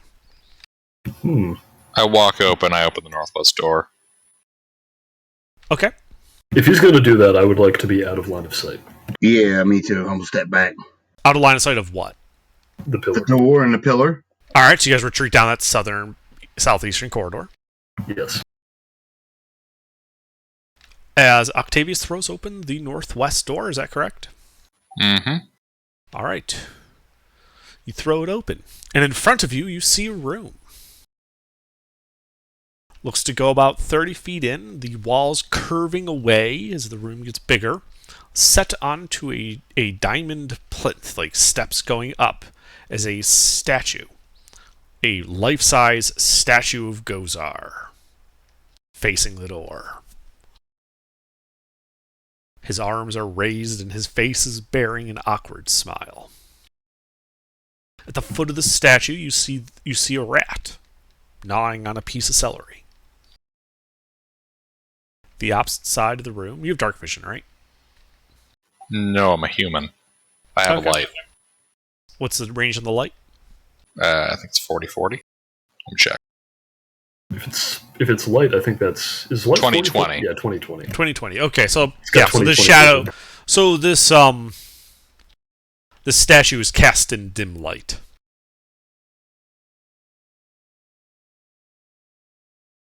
Guys, come on, let's move it. In All here. right, we're moving there. Alright. We're going there. I only need to hear that once.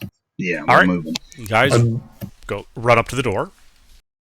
Should I assume Secundus is with us again? No. No, you didn't. Okay. You didn't recast Septimus. Oh, I'm sorry. It is lit in here. So you can see at the far end of this room, 10, 20, 30, 40, 50, 60, 70, 80 feet away is a closed wooden door. Oh, okay, cool. We got a way out. All right, cool. All right. But You there's guys- a rat eating celery. Mm-hmm. At the foot of this tall statue that appears to be a life-size version of Gozar with his hands raised before him. Like he's doing the Thriller dance.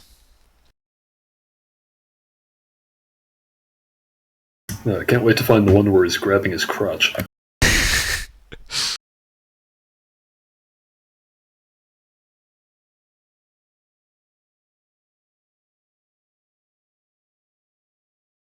When you say raised like he's doing the Thriller dance, as in like he's doing like the creeping move?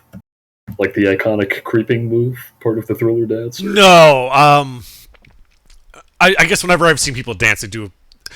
His arms are parallel to the floor, held out before him, perpendicular to his body. Ah, okay.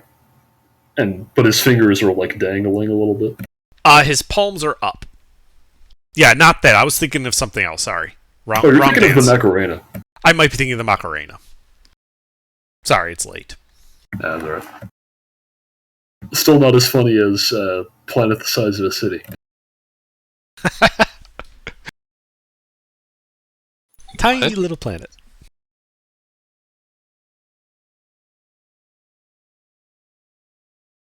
All right. So yeah, you guys, see this lit room before you. There's a closed wooden door to the south. 2 other pairs of doors to the east and west. For consistency's sake, I have this mapped in a consistent orientation. So we'll be referring to this now as north, even though you're looking into it through a northwest facing door. Hey, it was a portal. Makes sense to me. Yeah, it is a portal. But if you didn't know that, like the floor is like the way the floor is paved, there is no physical tell that this is actually a portal. But for ease of reference, north on the picture is north. Yes. Okay. If I say north, I'm referring to the upper part of the picture. All right. That's simply so that when we're talking about which doors and stuff and where things are, you have absolute directions to it. How does that even work? Do the tiles like reorient depending on where you enter the room from? That grid is for reference. The floor is smooth. Ah, that would help. All right, guys, where do you want to go? What do you think? Big doors, small doors? Well, the big doors are the ones you came in through. Oh. That's the double doors. That's the corresponding doors that were behind you. I think we should pick one of the side doors first, just so where those lead. All right. Which one do you want? Up to you guys. I think we should go left, which in this case would mean northeast. Since we came in from the north.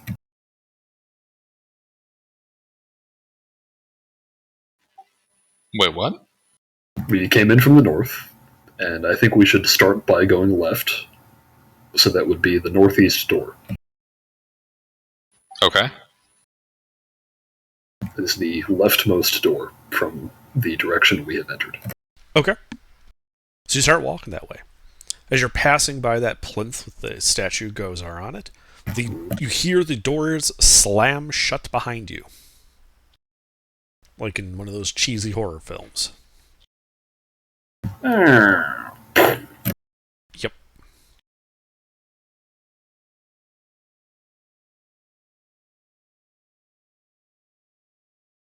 And you guys get to that door.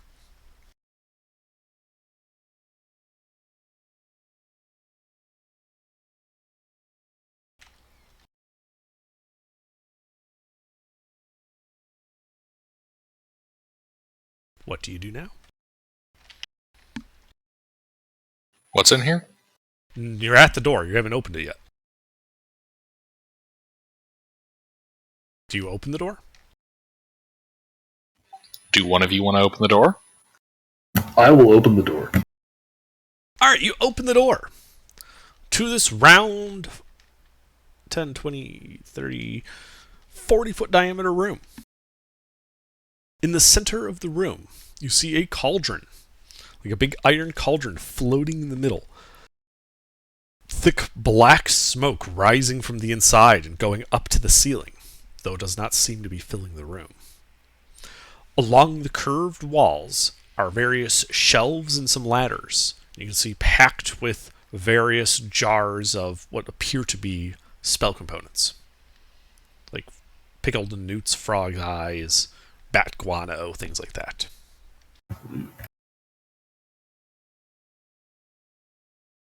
I'd like to investigate this cauldron. Okay. How do you plan to get up to the cauldron? It's floating in the middle of this room. How high is it floating? 10 feet above the ground. Like the bottom of the cauldron to the floor is 10 feet. And it's a big cauldron. Like big enough for a person to fit inside. I cast Hey Goulash, give me a boost. I provide him with 1 boost.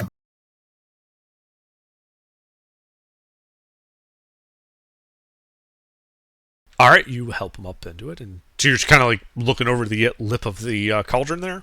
Mm-hmm. Alright. Yep. You just see, like, it's belching this smoke.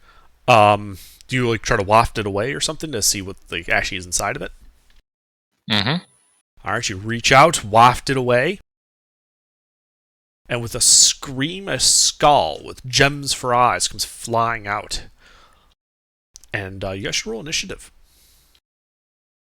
Ooh. I'm sorry, what did you say came out?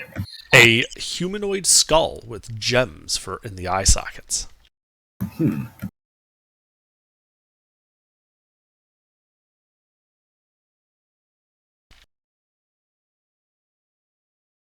And then I'm going to also need a dex save from Octavius.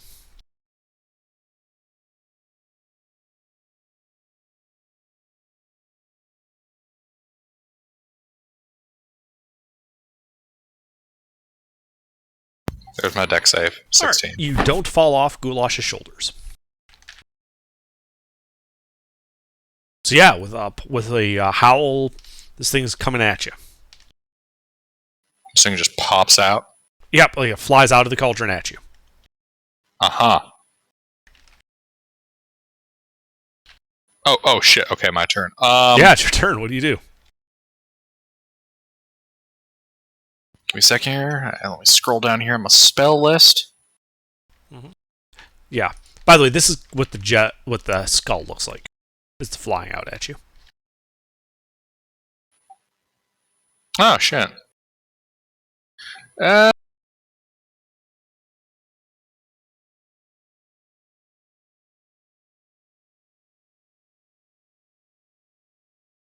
I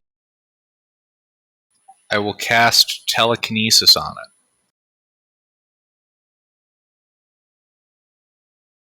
it. Okay. What does it have to do? It has to give me a strength check versus my spellcasting check. Okay.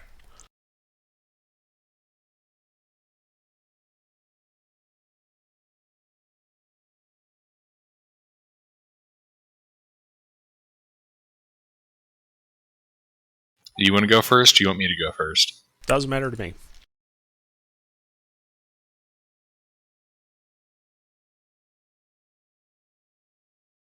I grab at my telekinetic grip. Yeah, it's going to use a legendary resistance and say no.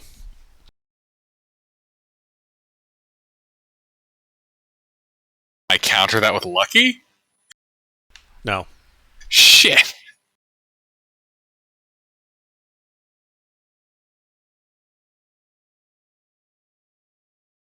Already?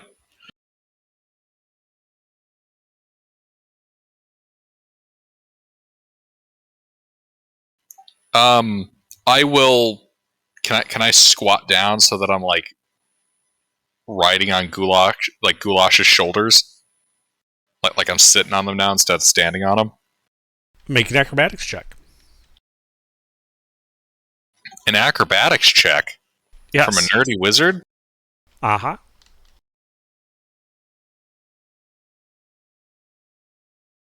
Ha! You Octavius crouch on his shoulders. Octavius did not skip gym class.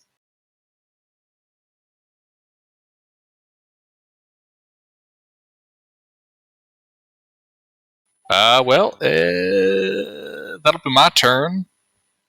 Okay. At the end of your turn, it's going to take a legendary action. As it begins drawing energy from everyone. And I need everyone in the room to make a Constitution saving throw. Is this a spell? No. Shit. We're in the aura, right? Everybody has my aura, though. That is good. Everyone has your aura.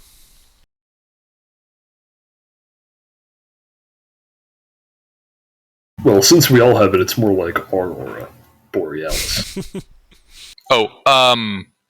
Question under. Yes. Do I have advantage on this from spell resistance? No, it's not a spell. Okay. It's one of those magical adjacent effects, so I had to check. Yep, I understand.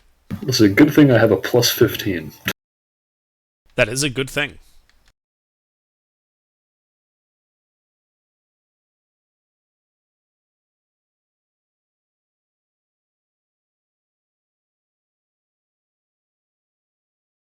All right. Nothing happens. Uriel. I am going to go up and introduce myself to this man. Okay, well, the skull is floating above a cauldron, which is floating 10 feet in the air, so it's a total like 15 feet from the ground. Sorry, no, 20 feet from the ground. Okay.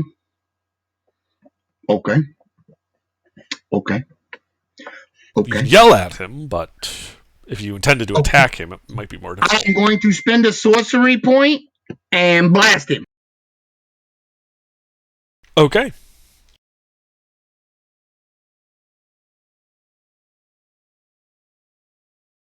That hits.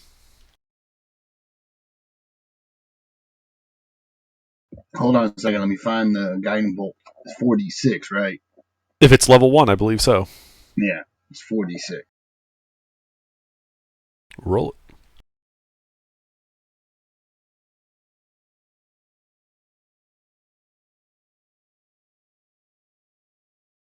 $14 points of radiant damage.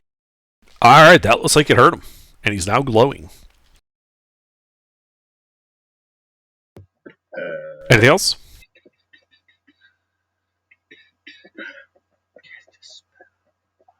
No, I don't believe so. I believe that's it. Okay. Well, at the end of your turn, he's going to take a legendary action and fly up. This will provoke an attack of opportunity from Octavius. Ah. Is he close enough to provoke an attack of opportunity from me? No. I have Warcaster, so I can cast a spell of one action, casting time. Okay, let's see here. You have Warcaster? Mm-hmm. Okay, so I have a question. Mm-hmm.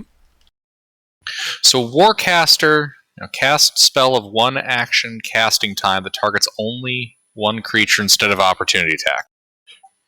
Can I use that to reissue telekinetic grip on it? Like try to grab it again? Let me check. Talking about the spell telekinesis? Yeah. I'm using telekinesis. I have that running, and I'm curious if I can use Warcaster's reaction to try to grab it with it. Telekinesis can target creatures or objects, but if you target a creature, it's only one.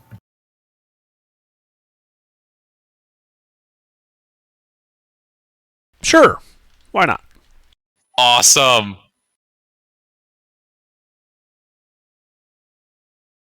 God, I really do love this spell. It's so fun. It is a nice spell. Lucky. Okay. Do it.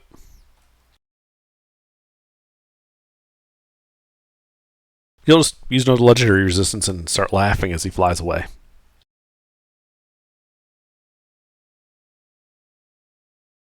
Stupid fucking skull. Mm-hmm. Anything else? Nope, that's it. Alright.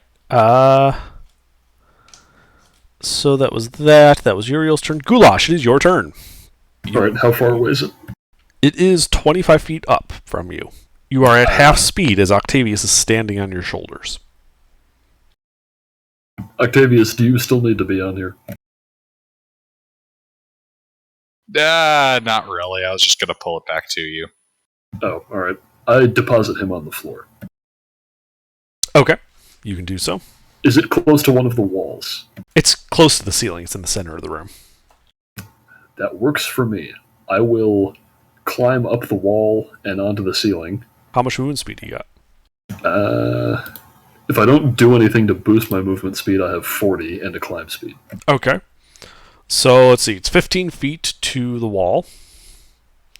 The room is 30 feet tall. I wasn't next to the wall when I was boosting him up? No, you guys were next to the cauldron in the center of the room, which was floating there by magic. I see. Okay. So 15 feet to the wall, and then you start climbing. It's 30 feet to the ceiling. Mm-hmm. I don't suppose I could, like, cut corners by jumping here and there. It ends up using the same amount of movement speed either way. Oh, yeah, I guess you're right, because you expend... You spend movement speed to jump. You expend movement speed to jump, but only for the distance you cover horizontally, am I right? No. You normally only do the math for horizontal because you don't want to complicate it with a parabolic trajectory. Right. But it should be covering the entire trajectory. So, in the end, we'll just hand wave it. You spend 15 to get to the wall. It'll take you 30 to get up to the top. I think you said you had, what, a 35 movement speed? 40. 40. Okay, so you get like halfway up the wall. Okay. Then, in that case, I will bonus action Rage. Okay.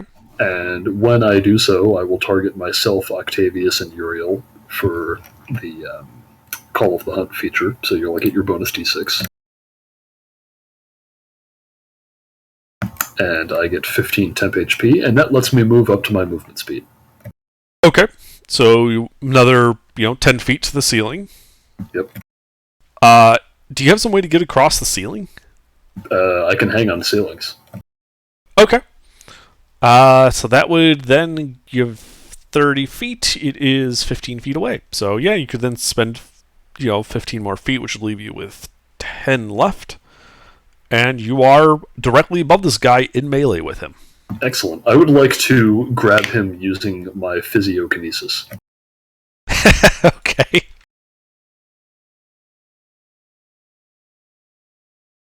Well, he gets to use Dex for this, so...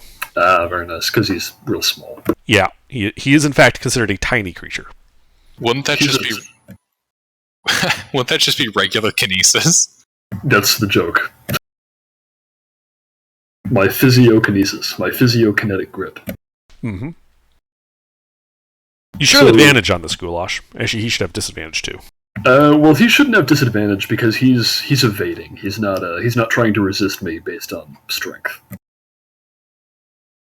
Fair enough. You still have advantage. Yeah, fair enough. I mean, I have advantage anyway because I'm raging. It doesn't matter. Right, because two size classes different. Although, wait a minute. I mean, you always get to use acrobatics, though. I can't force him to use strength, so no, he should have disadvantage. Okay, he is a 9. All right. My victory is even more assured. Yes, it is. Roll it, just because it's funny. Yep. Boy, I rolled another 34. Yeah, you just like how those basketball players will just grab a basketball with their one hand. Hmm. Yeah, you just do that with his skull. You just reach out and just grab his skull. Yeah, this is the skull of Kevin Hart, and I am Dwayne The Rock Johnson. You've seen them standing next to each other. Where it's no, I'll get a picture of it. But yeah, so I grab the skull, and I will attack it twice more, which I would like to flavor as attempting to crush the skull. Okay. Well, roll to hit.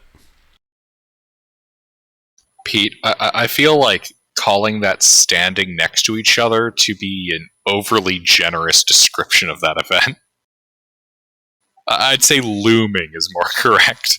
Yeah, well, I mean, it was like a photo op. Kevin Hart comes up to his kneecap. 2 hits.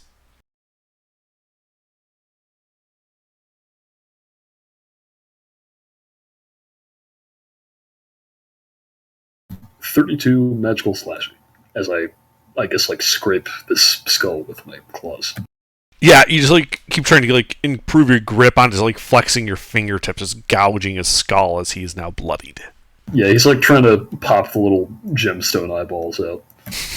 So far, unsuccessful. All right, that's it for me. Okay, his turn. Well, he is going to start shooting some black beams out of his eyes, targeting Goulash, Ural, and Octavius. I need all three of you to make Constitution saving throws. I'm still in the aura up here, or am I too far? Nope, you were too far. All right. Though Octavius is in the aura. Oh, in that case, I have a 30. Okay. Mr. E here. Yep. What do I need? Con save. Versus black beams shooting out of his eyes.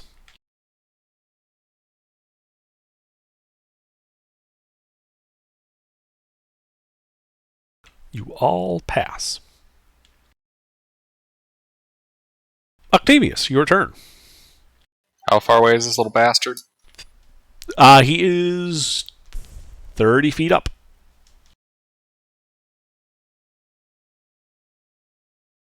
I know I said Dwayne Johnson, but here's Shaquille O'Neal. Well, telekinetic grip. Okay. I mean, if I have to move a little bit to get him a little bit closer, telekinetic grip.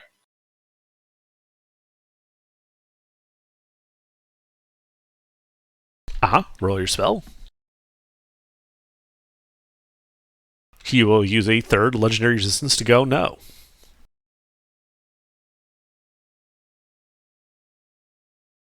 Anything else? No, I'll just take satisfaction by use of telekinesis. Okay. He is going to use a legendary action at the end of your turn to again target all three of you for a con save as he tries to suck your energy in.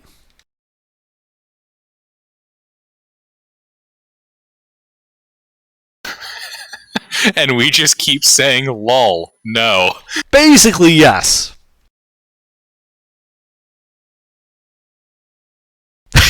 Yeah. All right, Uriel, it is your turn. Where is He is in the center of the room, floating 30 feet in the air, having been grappled by Goulash hanging from the ceiling.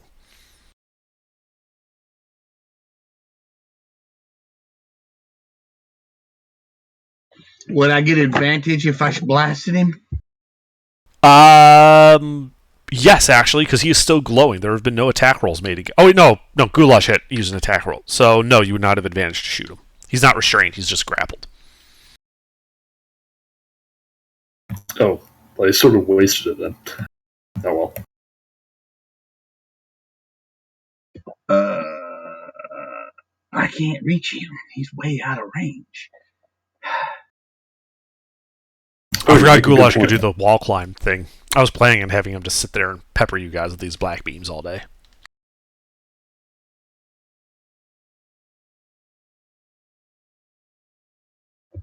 Well, I guess I'm just going to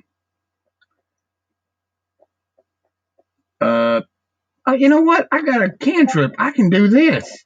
Yeah. I can firebolt. There you go. Yeah, roll to hit. I have cantrips. I forgot I have those. Yeah.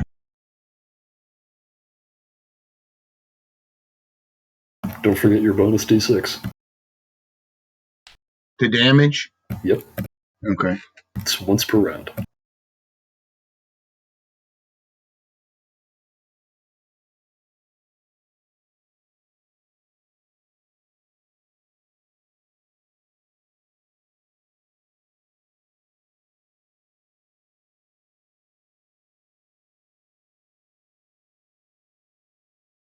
$23 points of fire damage. Alrighty, yeah. He takes all that. He's looking pretty rough at this point. Anything else?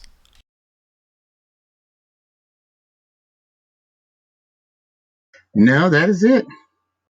Alright, at the end of your turn, he's going to take a legendary action. He begins swirling dust around him telekinetically, and I need a Constitution saving throw just from Goulash. Ooh.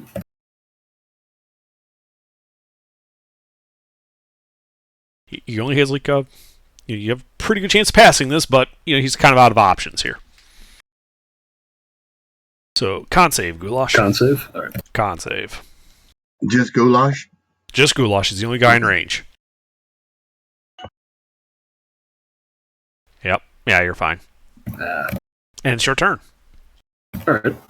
How's the skull looking? He is badly bloodied. Alright, I will continue squeezing. Uh-huh. Roll to hit.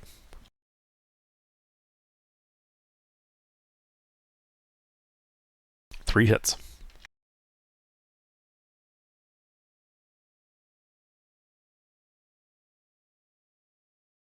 .46 magical slashing. Alright, as you grip him harder and harder, fractures start to form, and the skull shatters in your hand, exploding. I don't suppose I can save the gemstones. I was about to ask if you wanted to try. I would like to. Make an acrobatics check to grab the gemstones.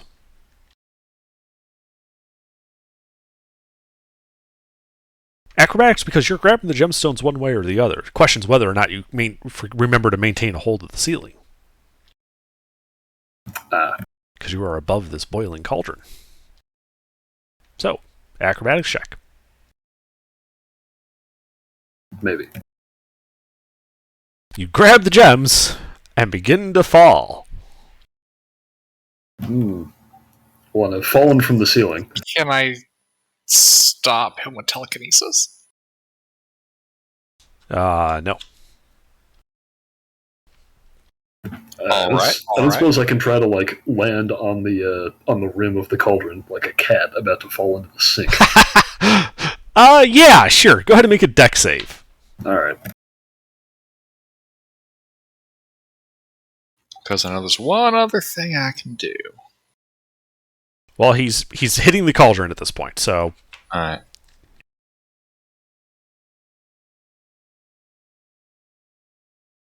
Really, if you had a reaction like Featherfall, that was about it. That was the only... I do.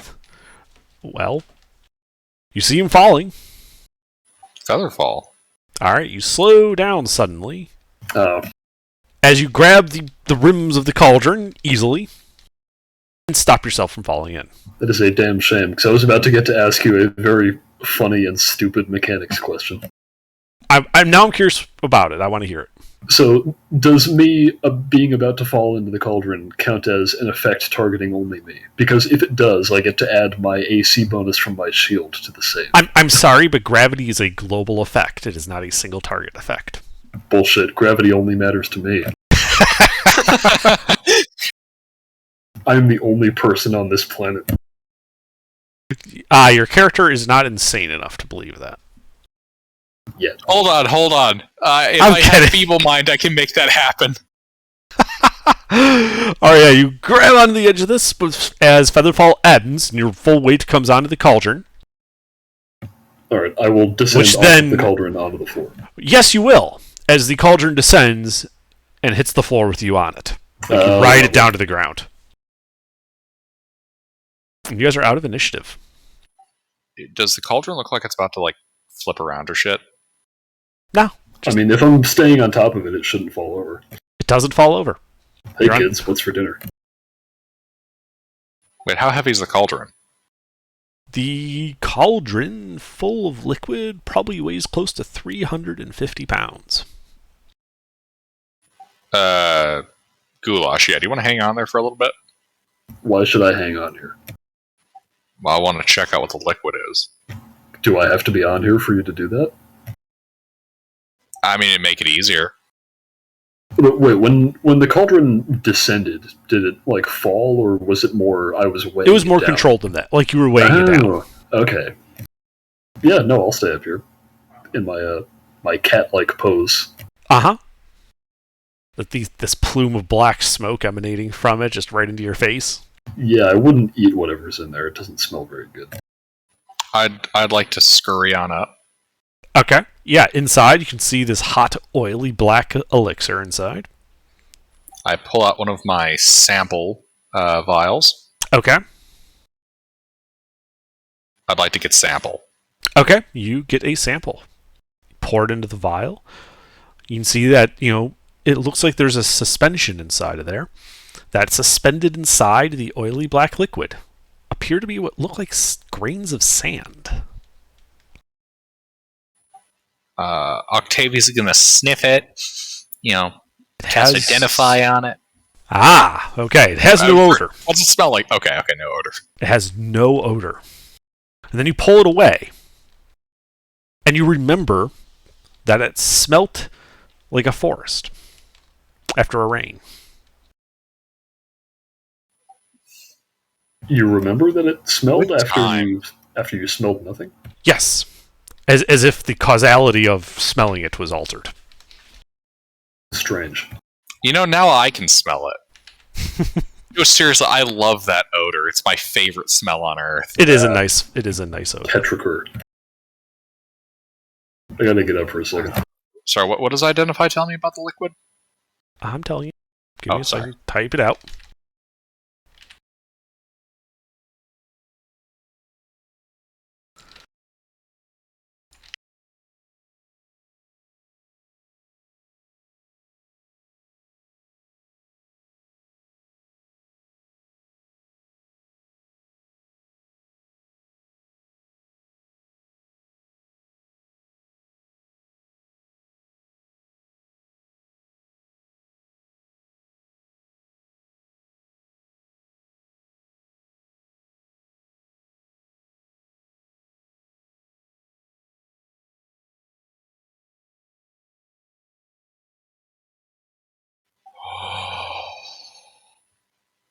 Read the last sentence. It's really important.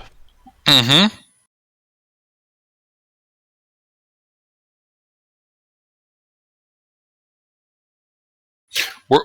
Where's the heat coming from?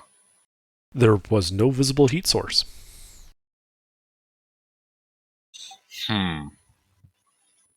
What's the temperature being generated? Boiling. Like it's on like a low simmer. I'd like to identify the cauldron itself. Okay.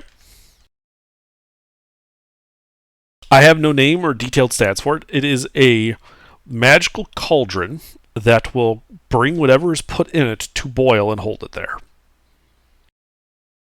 So the cauldron is generating this effect. Would appear so. Goulash. It's also why goulash isn't being burned grabbing onto a cauldron, because it stays room temperature. It's just whatever gets placed inside begins to boil. Underdark? Mm-hmm. I'd like to open up a demi-plane. Okay. Stick my head in. Is it there? Yes, the demiplane is present. Goulash, help me get this in there.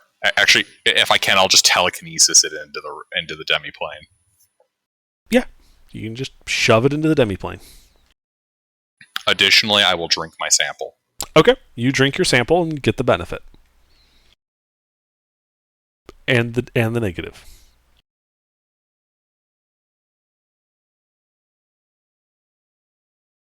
What's the negative in that list? Well, you don't know. Identify doesn't tell you.